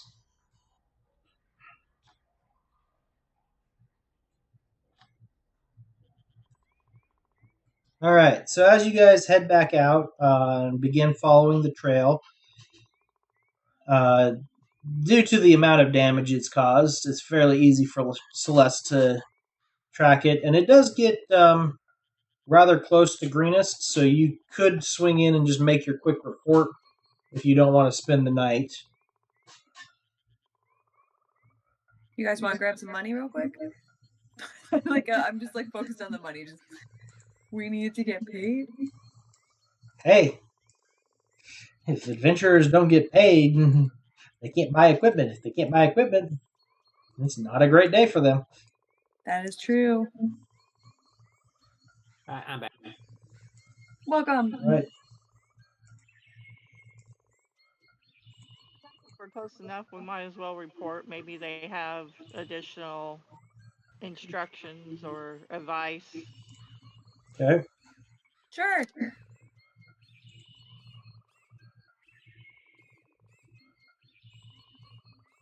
We can get Merlin's money. Heck yeah. All right. So I believe you guys were owed 50 gold apiece still. Wait, let me check my notes.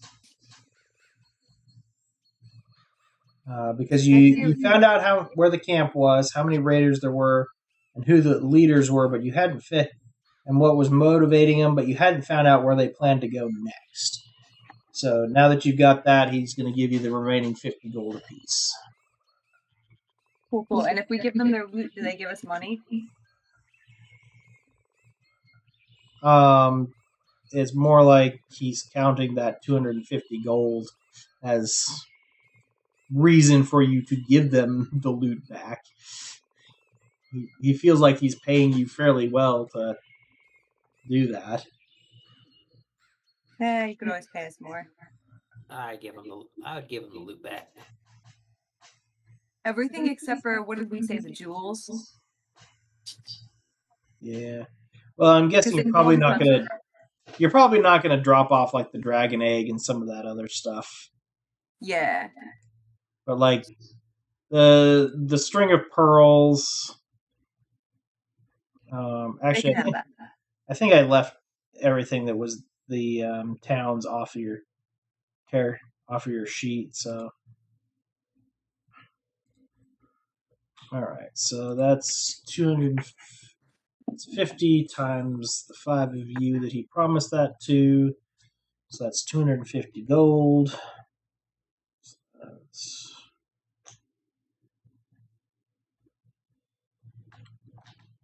Is that radius around my character my blind sight? give me just a second. Oh, I thought you added. Yeah, that's the blind sight, that blue area.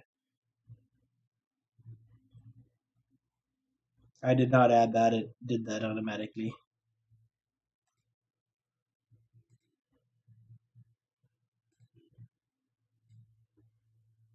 All right. So he gets you guys paid. The rest of that takes back the town's stuff. So, and you guys hustle off down the road, I guess. You realize that the wagons have turned onto the trade road, so it may become difficult to sort out which wagons it is unless you have a chance to get close and kind of see what's there. Yeah. I can sometimes see Celeste.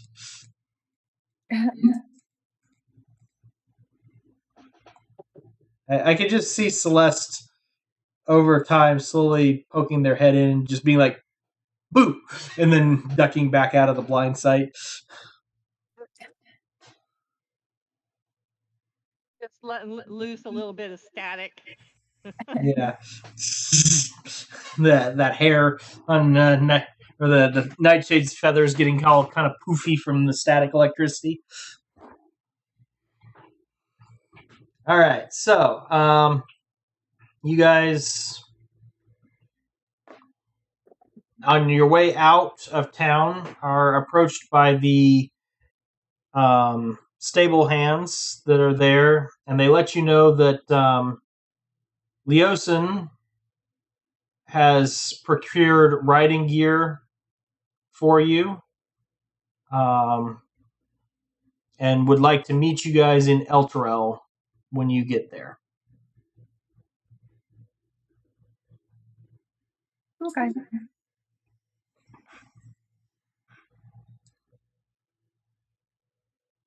So you guys head off up the road, kind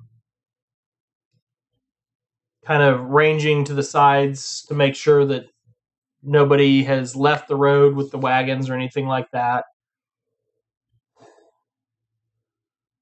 As far as you can tell, there really is not any deviation during the 6-day ride that it takes you to get to Elturel. And you soon find yourself overlooking a large, orderly city split by the river Catanir, filled with merchants, river traders, and farmers' markets. However, the most brilliant feature is the magical light that hovers above it, illuminating the city both day and night. It is painful to any undead and is visible from almost every corner of Eltrigard, the region that Elturel sits in, appearing from afar as a star or distant sun.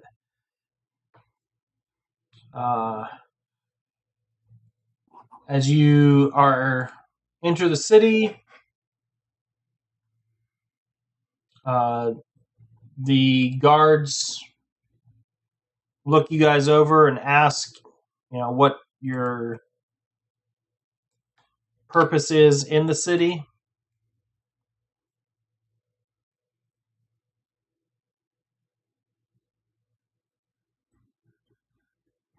We're here to meet somebody. Yeah, our buddy lives here. And the name? Leo said. And said your business was a meeting with him. Do you have lodgings? Yeah, we're staying with our buddy. All right. And other than that, any necromancers or dealers in the undead that we should be aware of? Nah, dead people smell. Please note that no necromancy or undead are tolerated within the bounds of Eltergard. Noted.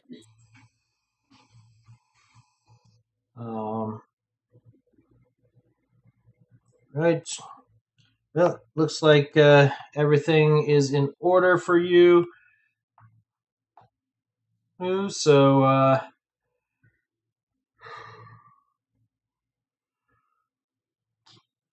do you know where you're supposed to be meeting your friend? I look around at everyone else and I say, no. His house?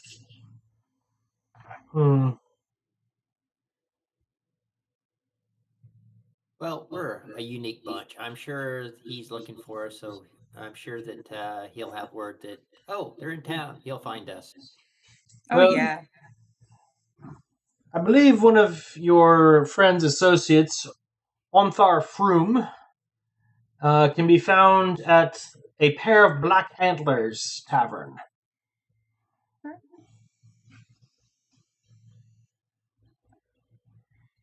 Thanks for the tip. And he will motion you guys through the gate.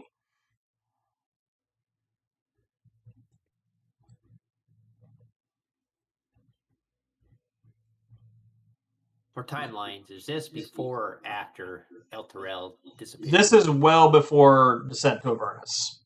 Okay. Oh, before what? They disappears? We can go to that one next once we finish this adventure.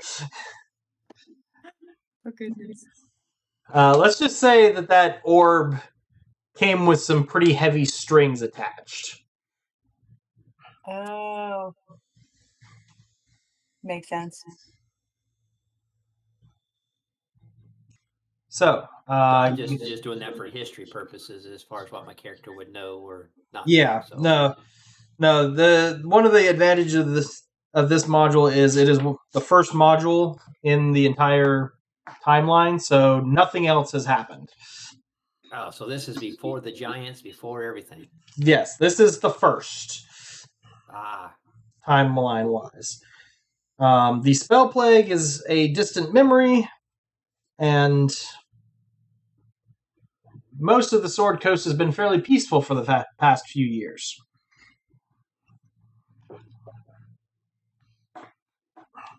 So, as you travel through Elturel, you realize that this place has several bastions and temples through it with holy warriors and paladins, clerics of Tyr, Torm, and other good deities, so to say. They seem to be focused on punishing the undead, bravery in battle, and similar types of focus. The area does contain several markets, and you guys are free to do whatever you want. And we have money now. You do have money. You guys have a little over 1,400 gold pieces, some silver and copper, and some stuff that if you could find the right people, you could probably sell for a good bit of cash. Let's try to sell those talismans. All right. So where are you going to try and sell them at the moment? Is there like a magic shop or a jeweler? Or magic jeweler? You could find a jewelry shop. Magic shops, due to the spell plague, are far and few between. So a while back, the entirety of Faerun suffered a magical plague known as the spell plague. It somewhat changed the way magic worked. And one of the things is magical items became far less common. So you don't have the corner ye old magic shop that some of the other places used to have prior to the spell plague. Oh, dang. Since That's sad. prior to the spell plague, crafting of magical items was something that was commonly done by powerful wizards and so forth. Now it is mostly a forgotten art. So whatever magical items there are things that already exist in the world, and most people don't let them go since they're basically priceless artifacts. Fair. So you usually have to find them in dungeons or places like that, or gain them as rewards for doing great deeds.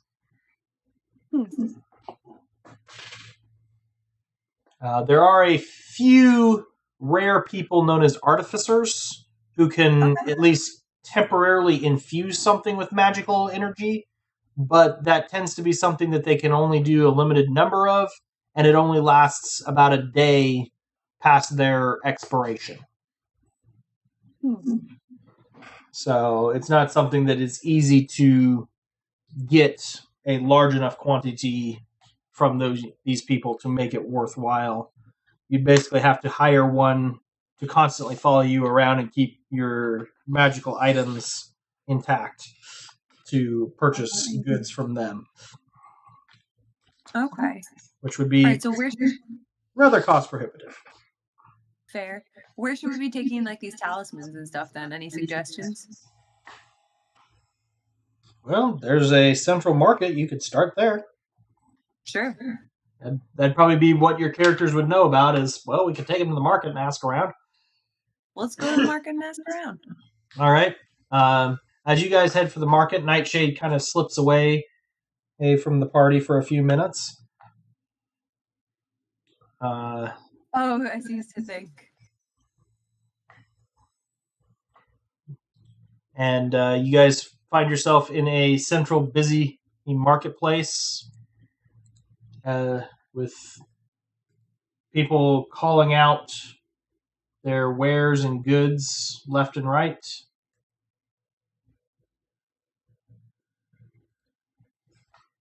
So, what would you guys like to go look at first? You said you wanted to try and find a jeweler shop? Yeah. What else do we have to sell again? We have talismans. We have. You've got talismans. You've got some gemstones. You have some weapon scabbards if you wanted to sell those. You have a gold sapphire ring, some pearls, and you could possibly hunt around seeing if you could find somebody who'd be interested in dragon eggs or hold on to those. It's up to you. What do you guys want to keep and what do you want to sell?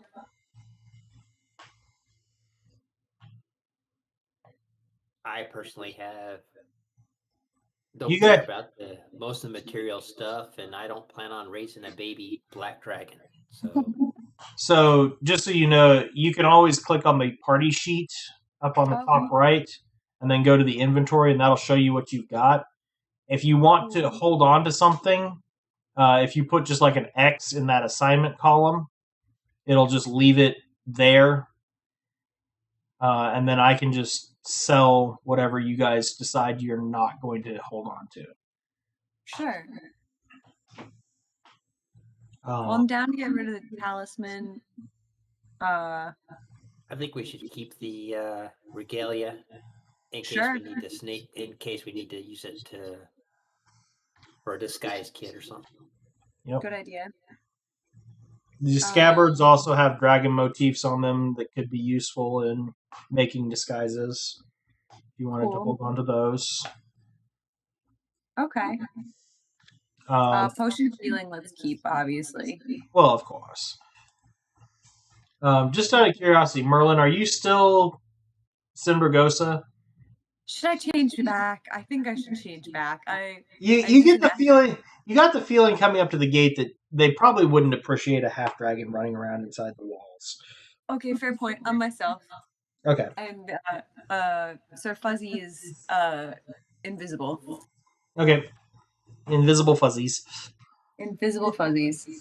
Do you guys care about the ring? I feel like we could get some money for the golden sapphire ring. Unless that's useful. That's not like something we can use in a spell, right? No, that's not going to be a good spell component for anything. And it wasn't a signet ring or anything. Nope, it's just a ring that you guys found. It was from one of the smaller hamlets that had been raided, worth about 900 gold. The whole thing about a ring is it's pretty good value, but as far as it's easier to carry, but it's harder to easier to carry, but it's harder to liquidate, I guess you could say. Yeah. Okay. So the jeweler here in the marketplace is only willing to give you about 450 gold for it. Guys, cheap. That's what Just keep it then. I will say. That's generally what you will find for most places. Is unless you spend a lot of time haggling, they're generally going to offer you about half of what the purchase price for that item would be to buy it from you, simply because they want to make a profit. Fair. You can try using some persuasion. Just as good with his gambling, he might be able to use that, put it in the pot. You know, you never know. True. Well, I walk up to the jeweler and I'm like, dude, you don't understand. This ring was born by kings. We got this gifted to us for saving the king of Faerun's daughter. And it's like a family heirloom. This thing is actually priceless. We just need a bit of money. Give me a persuasion roll. Here you go. Oh, goddamn. Come on with the rolls. He will kind of look at you and go, that's strange. I don't remember the last time all of Faerun was under one king. Oh, goddamn. I should have asked that first. That was funny. It was gifted to us. That sounded so much. That was so much of a rogue move right there. that was. But yeah, he's kind of like, not really sure that you got it from a king, but it is a nice ring. But I mean. And you see him reach into his pocket and pull out this rather thick pile of small metal plates, and he flips them open, and it kind of goes clink, clink, clink, clink, clink, clink, clink, as it drops down, and you can see all these tin types of like his family members. I've got kids to feed. Me too. 500 kids at home. Come at me. What? How many? He just kind of looks at you. What? It's a little city. It's an orphanage. It's an orphanage. Oh, okay. You had me going there for a minute.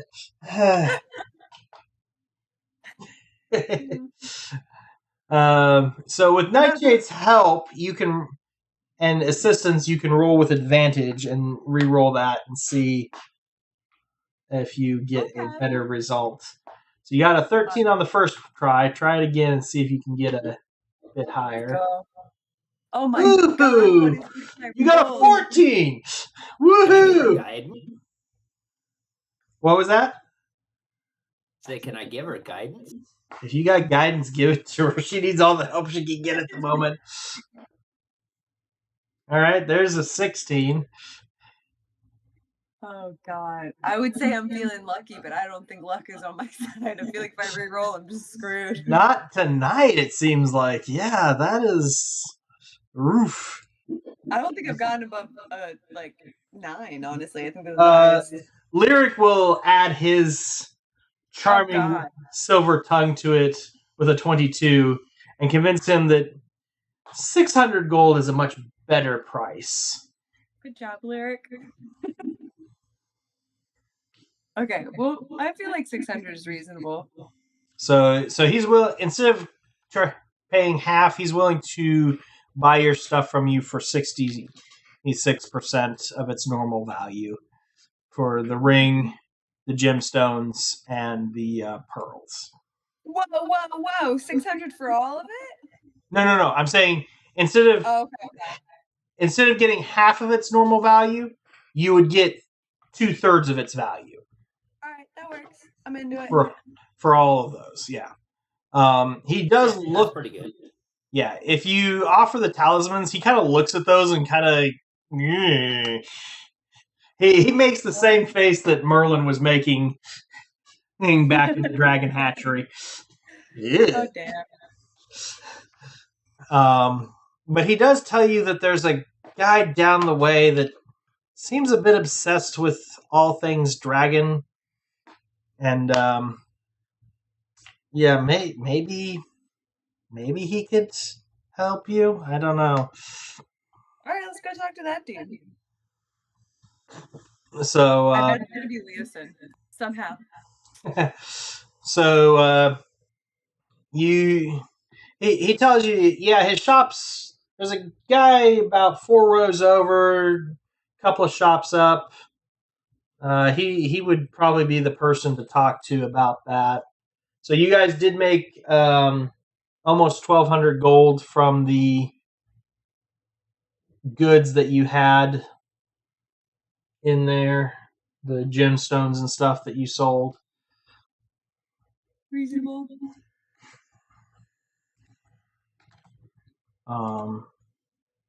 And he kind of gives you a vague direction to go try over there for that. All right, let's go see him. So go ahead and give me a perception back. check to see if you guys can locate this supposed dragon aficionado.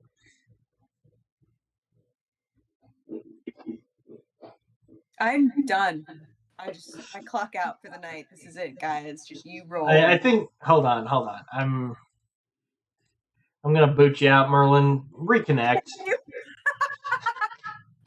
Thank you. Your roll.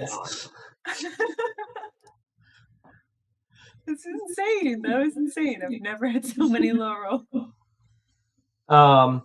So Merlin and Nightshade, you see 3 or 4 stalls that seem to kind of fit the guy's description. Suspicious, you're sitting there going, wait, there is nothing on this row that matches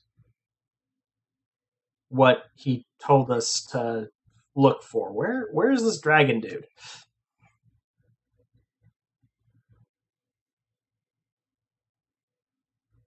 He's invisible.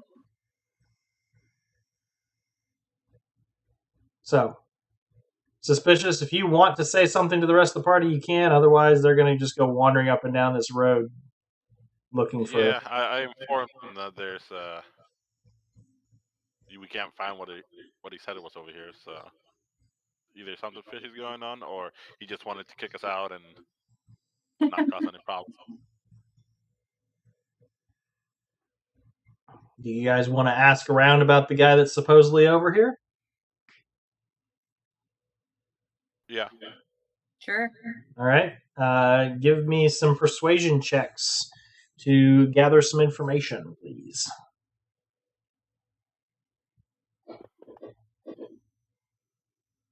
I give somebody some guidance. Okay. 1 point. 1 point. Well, Suspicious, that gives him a 19.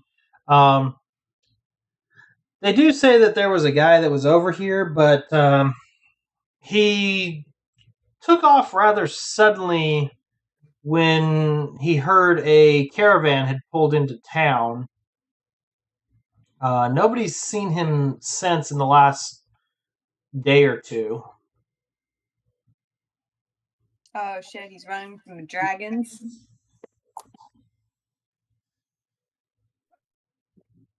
Or he's with them.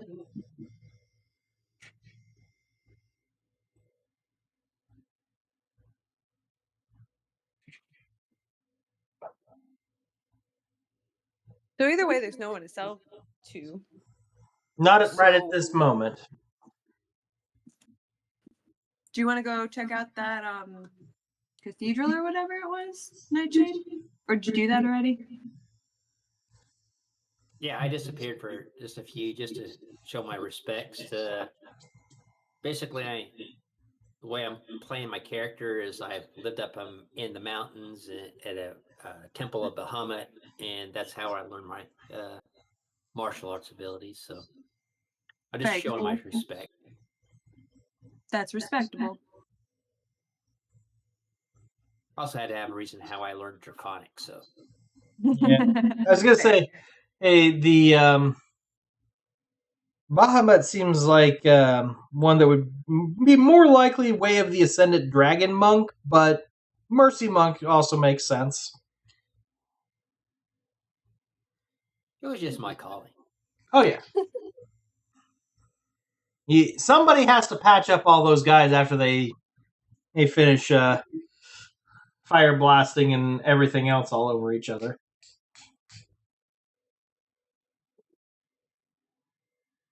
So, again, you guys have the city before you. There is you can see the river flowing through the middle of the city. There are several taverns around. There's also, you can see off on the other side of the river in the distance, it looks like a large cathedral in the center of town. Yeah, we need to. You Once guys we were take care of our other business, we need to probably head to the Black Antelope twin. back The the Black Antlers, pair of yes, black the Black Yes. Antlers That dude did to tell meet us up with our monk so we can figure out where we're going here, because it seems like big events are turning. I think you're Yeah. right. Got dragons, and they're trying to bring back the Dragon Queen. So take care of our business, and I think we should head back to figure out what we're going to do next. Okay. I agree. Let's go for it. So you head to the pair of Black Antlers. It is a not so modest tavern, but is not anything on the scale of what you've heard about from Baldur's Gate with the. Dang it, I hate it when my brain does this. Todd, help me out here. What's the big tavern in Baldur's Gate? Hey, the Yawning Portal. There we go. Waterdeep. In Waterdeep's Yawning Portal. I thought you was talking about the Song. The Elf Song Tavern? Yeah. No, I was thinking of Waterdeep, the Yawning Portal Tavern. That is a massive structure built over a about 50-foot well that descends down into a enormous dungeon. Oh wow. But it's not your little roadside dinky tavern, but it's definitely no Yawning Portal. As you enter, you can see the place has several private rooms, along with a central area for drinking, carousing, and a little bit of gaming and skill contests. There is even a small boxing ring off to one side, it appears. And you can see there are men in there, each of them doing different things. Some of them throwing knives at targets, others boxing in the ring. Appears that there's some sitting around drinking, telling tales and stuff like that. Ew. Oh, Nightshade, no. Ew. Oh. Oh. That sounds That's- rancid. Oh, you're making my stomach curdle just thinking about it.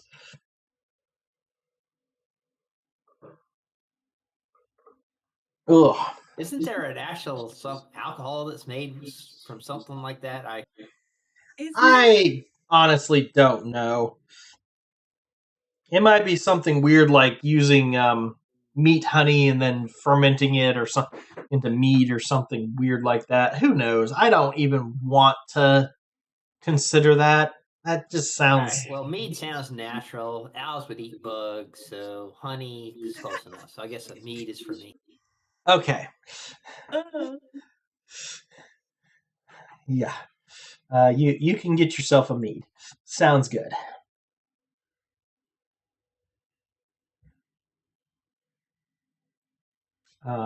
What's the rest of you guys doing? I'm looking around, seeing if I can see anyone. Kind of trying to listen in on some conversations, see if I hear anything familiar. Okay.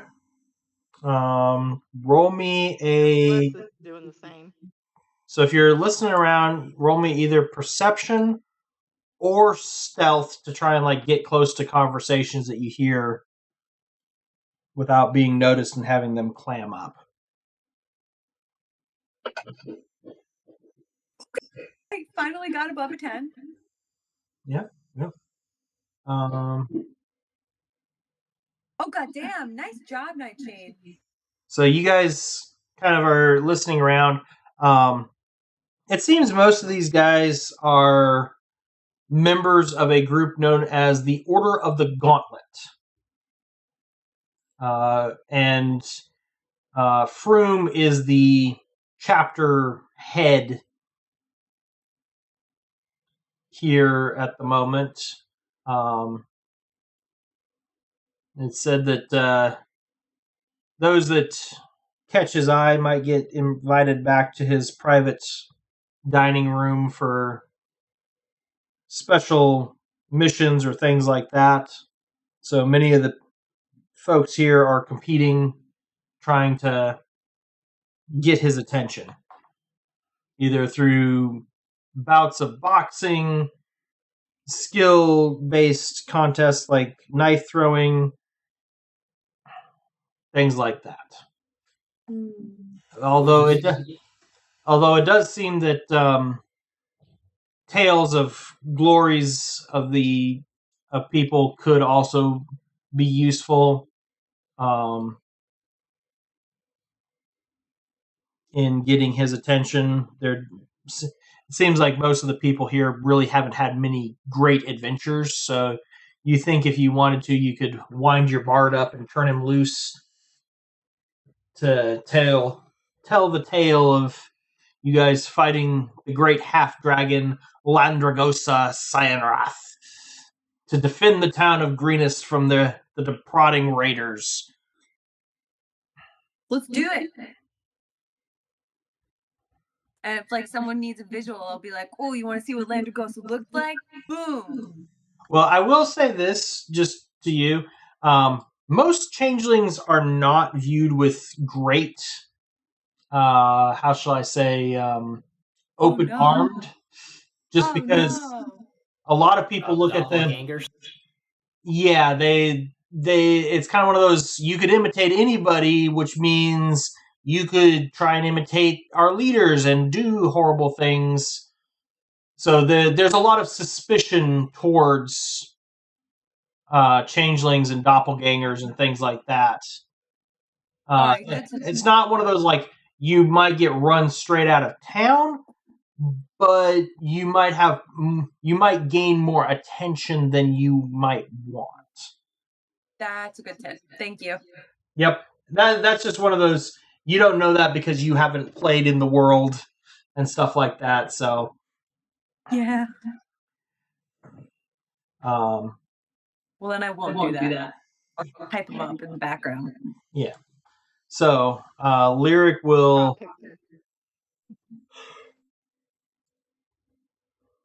put on a good performance, and he does a pretty good job. You notice most of the tavern is paying attention and listening through that. Nightshade, one of the larger guys walks over to you and says, "So, you went round and round with a half-dragon. Let's see if that tale has any truth to it, or if it's all tall tales. Come take a round with me in the ring." I beak headbutt him right then and there. I love it. You just want to hand him an ale or a mead. you headbutt him and then hand him a mead. And say skull. Go ahead and just for the fun of it, roll me a to hit roll with your martial arts.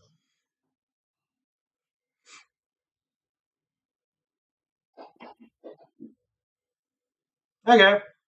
Not great, but you managed to hit him, and he was definitely not expecting that immediately. He says, so, not afraid to fight a little dirty, are we? But then I'm holding the mead out for him, a cup of mead. Oh, yeah. Grab my mead it's kind of hard. I don't know how a bird smiles, but I guess I raise my eyebrows instead. You kind of pop your beak open a little bit and kind of and hold out the mead, and he stops and he looks at you like, if I take it, is he gonna do the too slow and smack me over the head with this mug, or what is this bird up to? If he doesn't take it in a couple seconds, I'll raise my eyebrows, shrug, and I'll. He'll eventually reach out there and kind of put his hand out to take it, but he'll wait to see if you put it in his hand rather than trying to grab it away from you. Oh no, I'm offering the meat. I'll order myself another one. Yeah, so he takes it, drinks it, smacks you on the back. Roll me a strength save.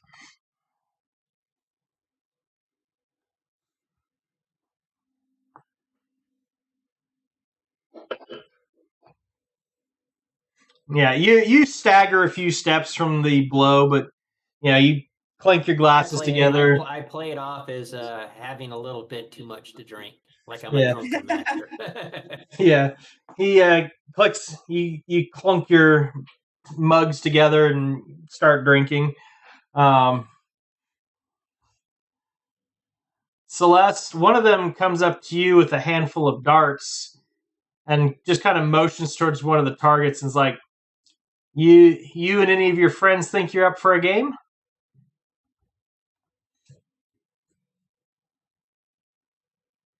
Nod. All right. Anybody else going over with Celeste? Fuck it. Let's go. I'll go watch it. Well, yeah, but I'm saying to compete. I'll join. I'm rolling like again. I roll all ones, but I suspicious. I give her a couple words of advice on. You throw your darts, everything else. Just relax and do your thing. Right? No one can do better than you. So that's my guidance. That's how I cast my guidance, by the way, is I give words of advice. Aw.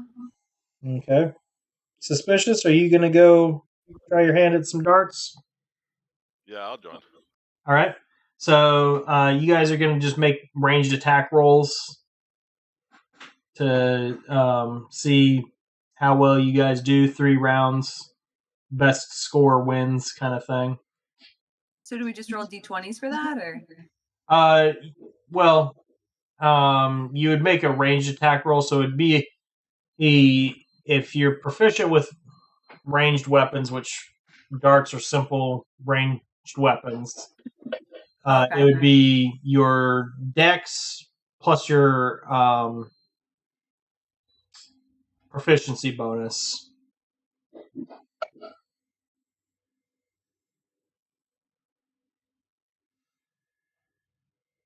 So I can just use my crossbow? Yeah.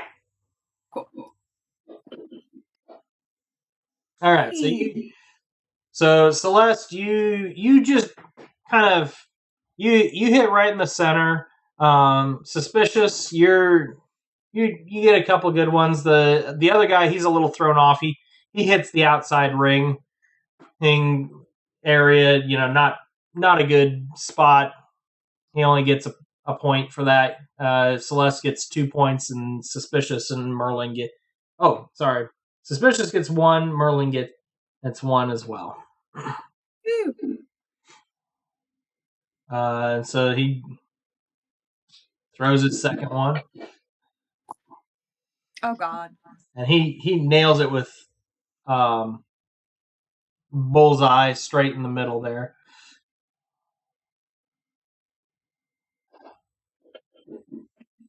Ooh. Damn.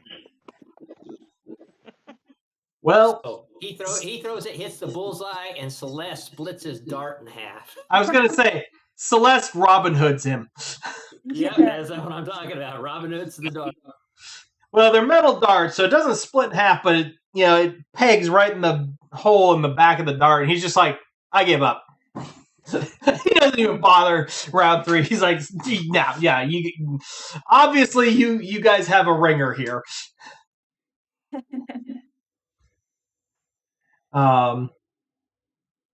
So there's a few other things going on, some card games and that, but you see one of the guys that was sitting off to one side, kind of watching you, walk over to you and say, Mr. Froome would like to see you in the back room. Damn straight. So as you head back there, you're escorted in to see Orthar Froome, Leosin, and it looks like about a half dozen or so other people in the room. And Froome turns to you, serious look on his face. My friends, we have important business to discuss. At this point, you probably know as much about it as we do. And thanks to you, we know twice as much today as we did a 10-day ago. Something rotten is afoot. We have no formal organization to oppose these rascals. Not yet, anyway. We're working on that. And we need people like you, who know how and when to fight, and how and when to keep their heads down and observe. We can't promise you anything except long days filled with danger and stress. But what could be better than that, eh?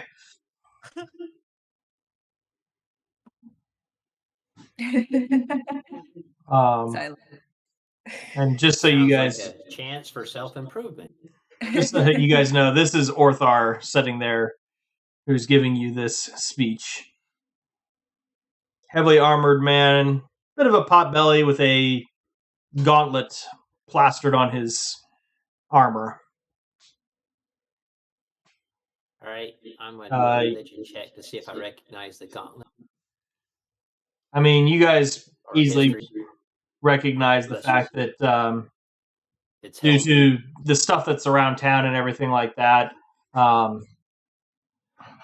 he is a paladin of Torm. Oh, Torm. Yeah, that's right. Helm is the helmet with the eye. Yeah.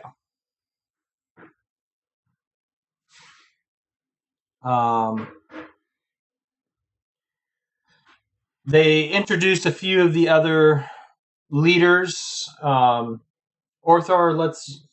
will tell you that he represents a small organization of paladins and others known as the Order of the Gauntlet, who primarily have been focused on faith and vigilance against the perils and struggles of evil. But, they are open to people besides clerics and paladins, just that's who's primarily made up their membership. Leosin will let you know that he is also looking for folks to join his group known as the Harpers. You have heard of them as a bit of a shadow organization who works to thwart evildoers and disrupt slave trade and other things like that throughout the Sword Coast. The third group that is represented there is known as the Emerald Enclave, who wishes to join up and help deal with the fact that the cult was known to be making Draco-liches in the east. And that tends to not bode well for nature in the long run. Many of their members are rangers, druids, and others who revere the natural world, barbarians being some of them. But any are welcome to join. And that they say that there are other organizations throughout Faerun, but they're not sure of the allegiance of some of these other groups, such as the Lord's Alliance, who, while would make decent allies, would probably be more interested in keeping the status quo of who's in charge than bettering the Sword Coast as a whole. Sorry, my brain is having one of those blurp moments.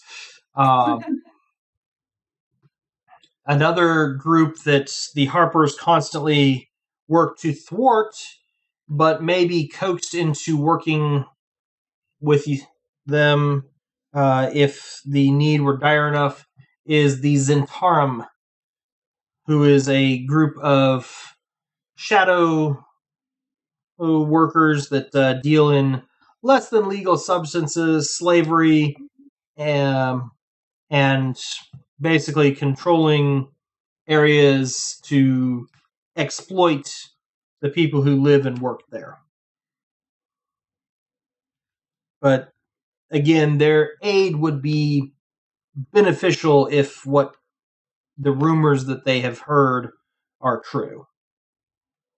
I agree with Nightshade. I'm down to kill some slavers.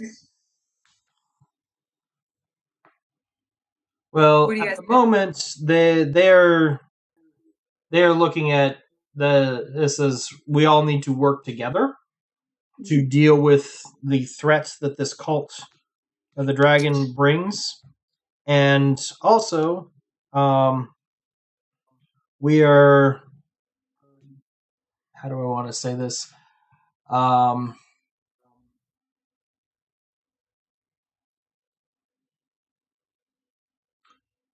We're looking for members, but not everybody in the group has to join the same group. They're trying to split us up?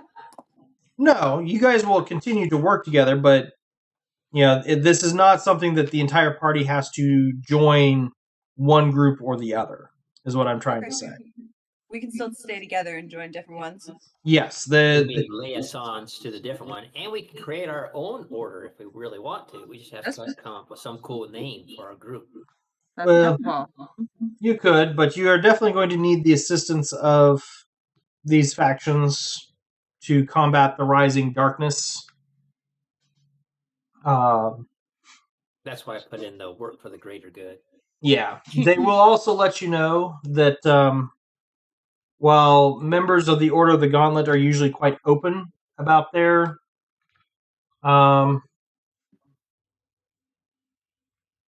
alliances, for example, Froome will point to the large right-handed gauntlet of Torm and as the inspiration for the Order of the Gauntlet. The Order's overall symbol is a gauntlet grasping a sword by the blade. And you'll notice Froome has such a symbol on a pendant on his neck. It's a little hidden behind his beard, but he doesn't seem to be hiding it. With a little bit of coaxing, Elanthier,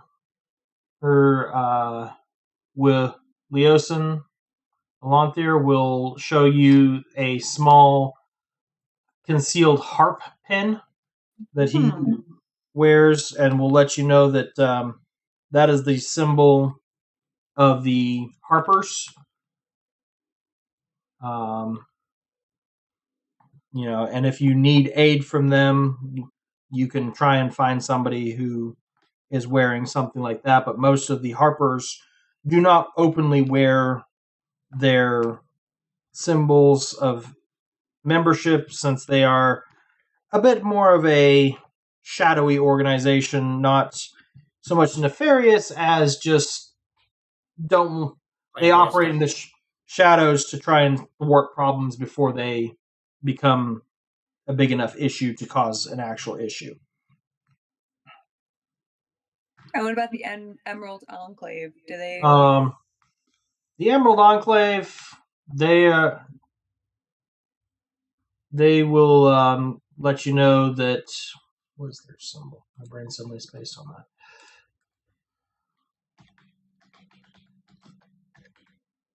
Is it an antler or a tree?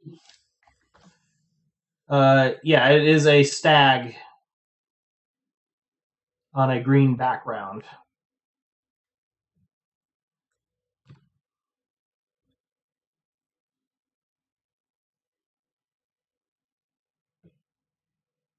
A green stag on a background. Okay. Again, the Emerald Enclave tends not to be quite so secretive about their allegiances, but Leosin and Froome will tell you that you rarely find members of the Order of the Emerald Enclave in the city.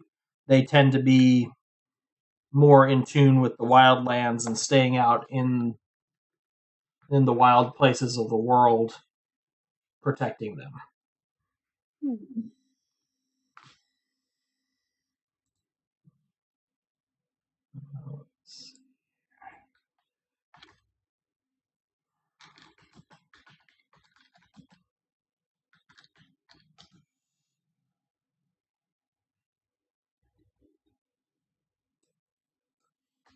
So what can we do to help? Just a second, I'm trying to see if I can find a picture with all of the. There we go. I sort of say that to Merlin. She seems to be the voice of the party. I like that. So, hey, what can we do to help? I cannot shut up, is what you mean. No, actually, I'm actually enjoying that because a lot of times I end up doing all the talking. So I'm actually enjoying to be able to sit back and play a character that doesn't.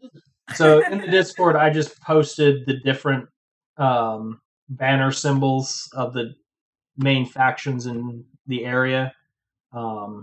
So going across there, you have the Harpers, the Zentarum, the Lord's Alliance, the Emerald Enclave, and the Order of the Gauntlet. Okay.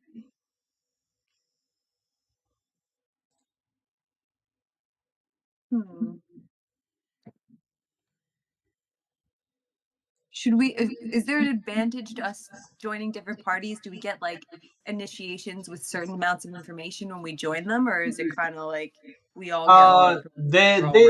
They are looking at you guys as you are as aiding them regardless.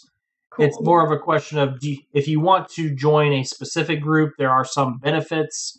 As you gain fame in the groups, you may be able to ask for different types of aid from them,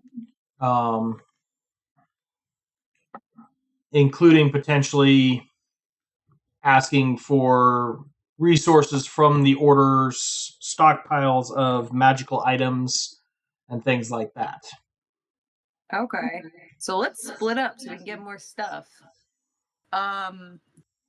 Nightshade, do you want to do the Harpers? Sure. That sounds more like mine, either I'm- Harpers or Order of the Gauntlet. Cool. Well, you said the loose lip sync shift, so I figured you wouldn't be feeling them.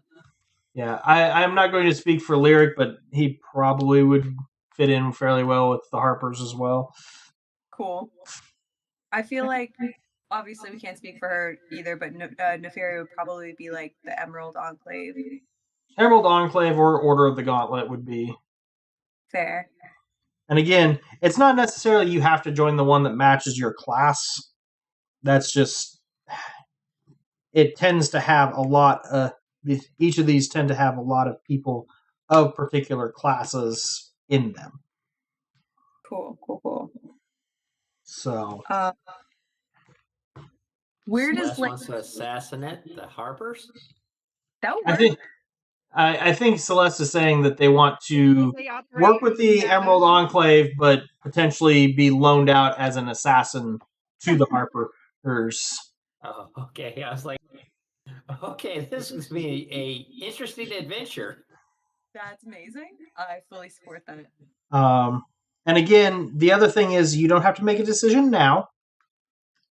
There is at least 2 other factions that you have not met, so if you wanted to meet their representatives and get to know them, that is also a possibility. You got the opinions you got of those factions are probably quite jaded by the fact that the people here have one viewpoint on life. Those of you who have a slightly different viewpoint may prefer different factions. Fair. And this is probably a good point to get into alignment charts. I'm sure you guys all saw some of that at some point coming through here of, chaotic good, chaotic evil, neutral evil, that kind of thing. Yes, no? Yeah. Okay. A little bit. So let me grab a...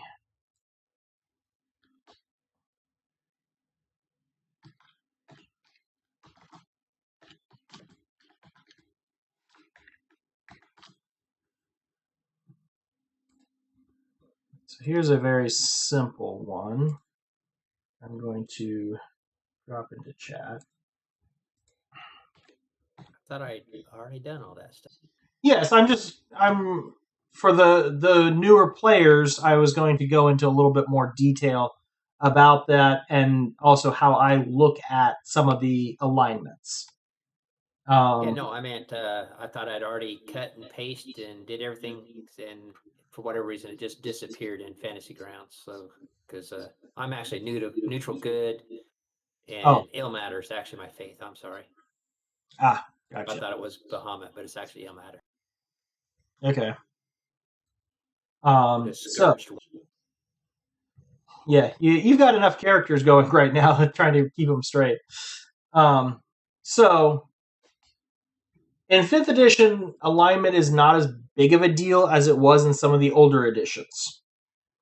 Older editions, there were certain classes that were locked on. You could only be certain alignments, or you had to be one of a few alignments, or you could be any alignment but certain alignments.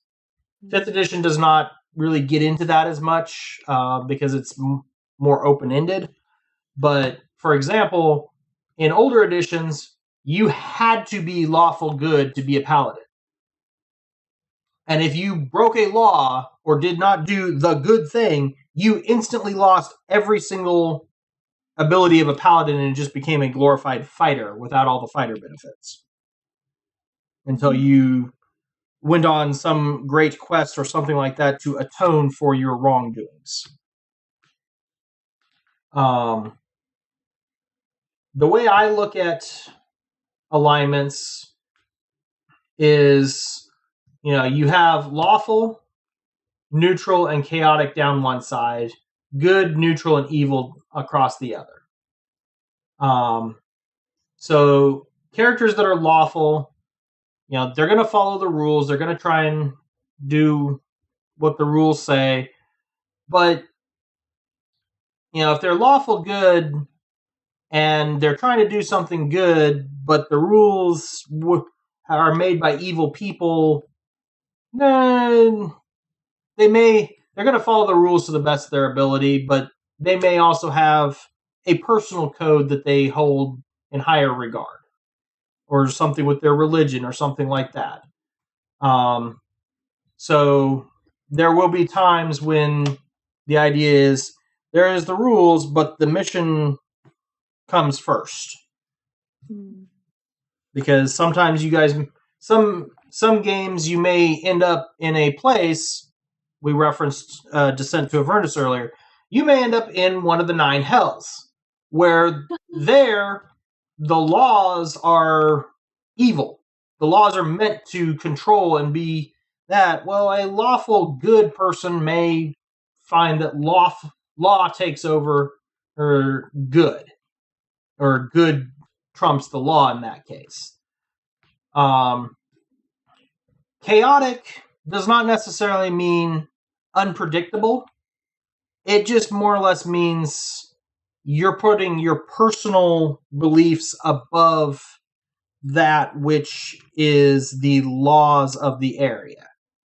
So you hold your personal code in higher regard than anything else, and you're going to do good for good's sake, regardless of what the law says in any situation.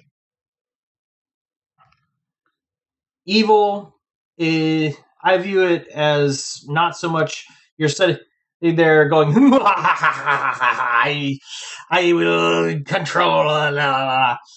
Evil is more selfishness. You're going to do what's good for you and things like that.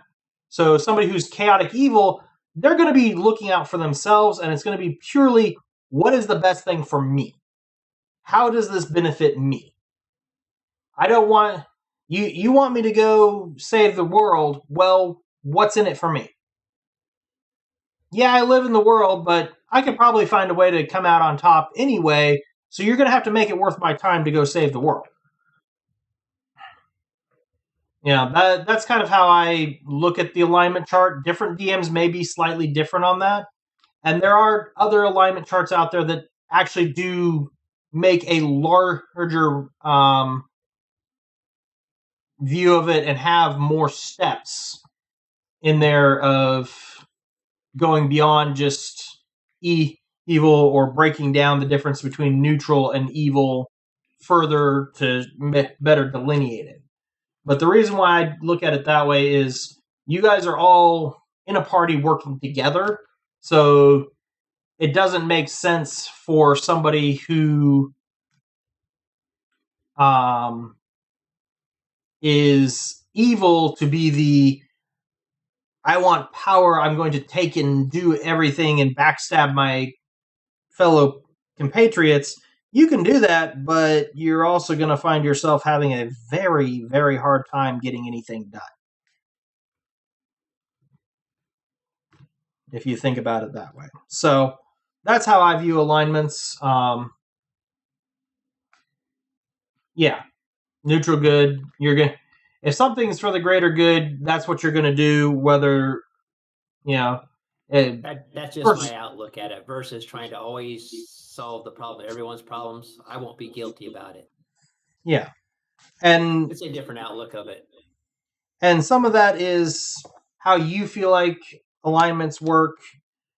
It is. I also view it as you. Some people will take your character's alignment, and that's like, okay, if your character is lawful good, they're never going to break the law, so you can't do something with your character that would break a law. I don't look at it quite that way. I look at it as also as some of this is how the rest of the world views your character. So you can be a lawful good person, but you do enough chaotic or evil things, it's going to shift the way the world views you. And that's going to cause what they call an alignment shift, which, again, is not a big deal in 5th edition. In older editions, shifting alignments may mean you lose access to certain things or something like that. So that's my little 2 bits on alignments and how I handle them. Any questions on that? No, I'm chaotic good.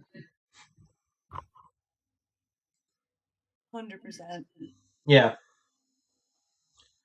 there's a lot. Sometimes I play neutral good characters different than I'm playing this character. Yeah. Okay. And there's a lot of variance within each of these. I know some people who will add multiple steps between chaotic and neutral and evil, or vice versa, or the other directions as well, just to give more nuances. I also get some people who think, "Oh, I'm going to play chaotic neutral because that means I can do whatever I want and things like that." And they end up trying to play it as the Muhaha and evil view, and it's like that just doesn't work. Because I've had one or two people who just want to be firebugs or something like that and burn everything down. And it's like, well, I'm, this alignment. It's like, yeah, but there's still consequences too. So, the Harpers now know what's going on with the treasure. And Leosin will let you know that they're currently shipping it north. So they would like you guys to infiltrate the caravan and accompany it on the journey. As far as they know, the caravan is still here in El Terrell, and you should be able to head up that way. Now, this caravan is not going to be just the cult. There is merchants and other folks there, so you will need to. You can either join as guards for the cult's wagons, some of the other merchants. I mean, you have enough gold that you could buy some trade goods and possibly try and set yourselves up as minor traders heading up the road as well.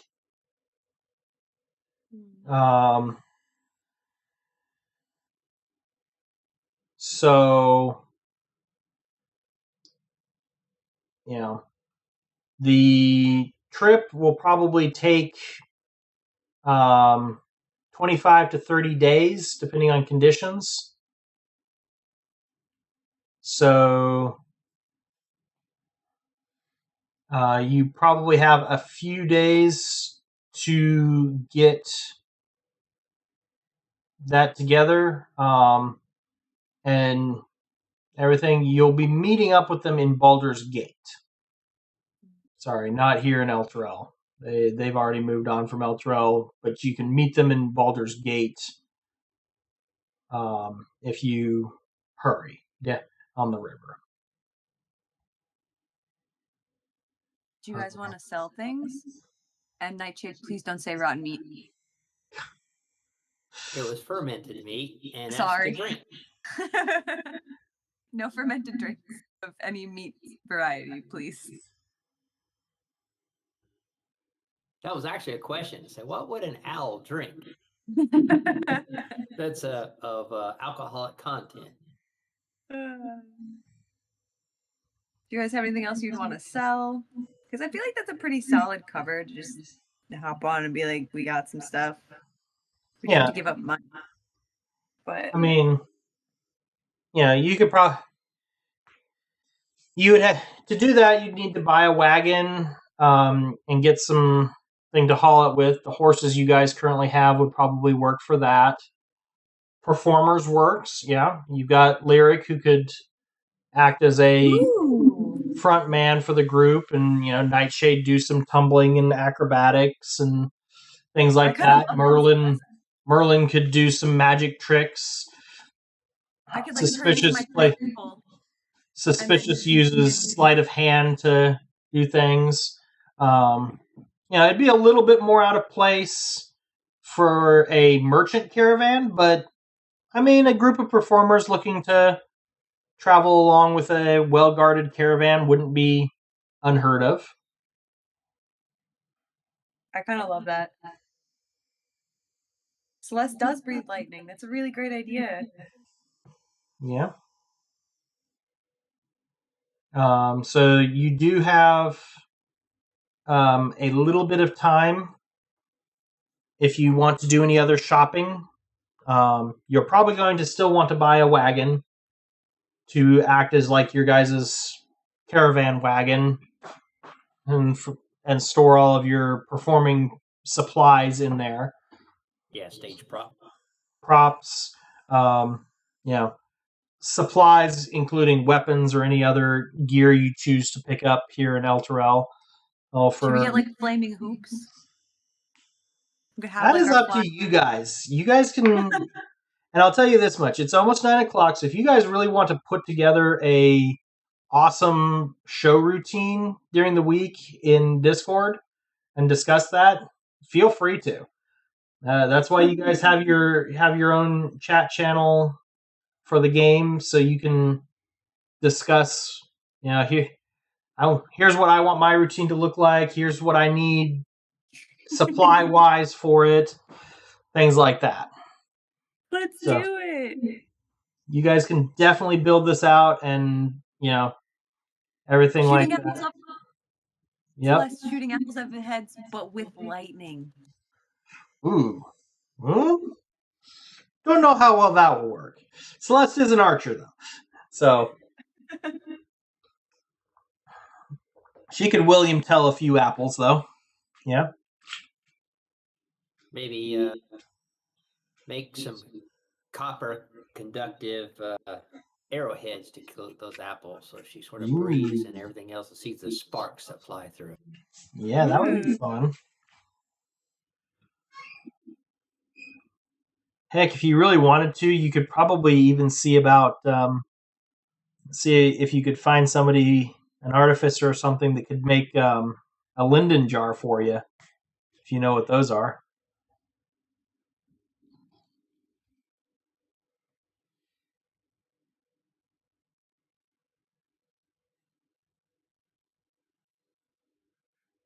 So we'll go ahead and take off for the night here, and you guys can do that.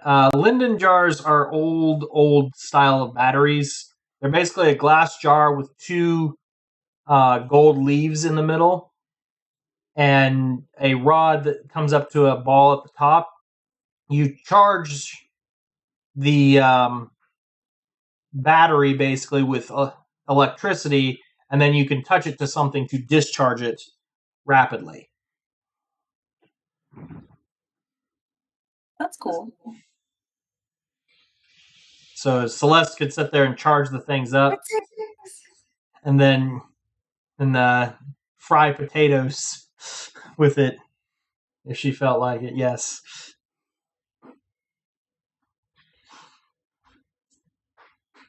Yeah. Lightning arrows. All kinds of fun stuff. I'm not thinking for the show. I'm thinking more along. Oh, hey, more fish to eat.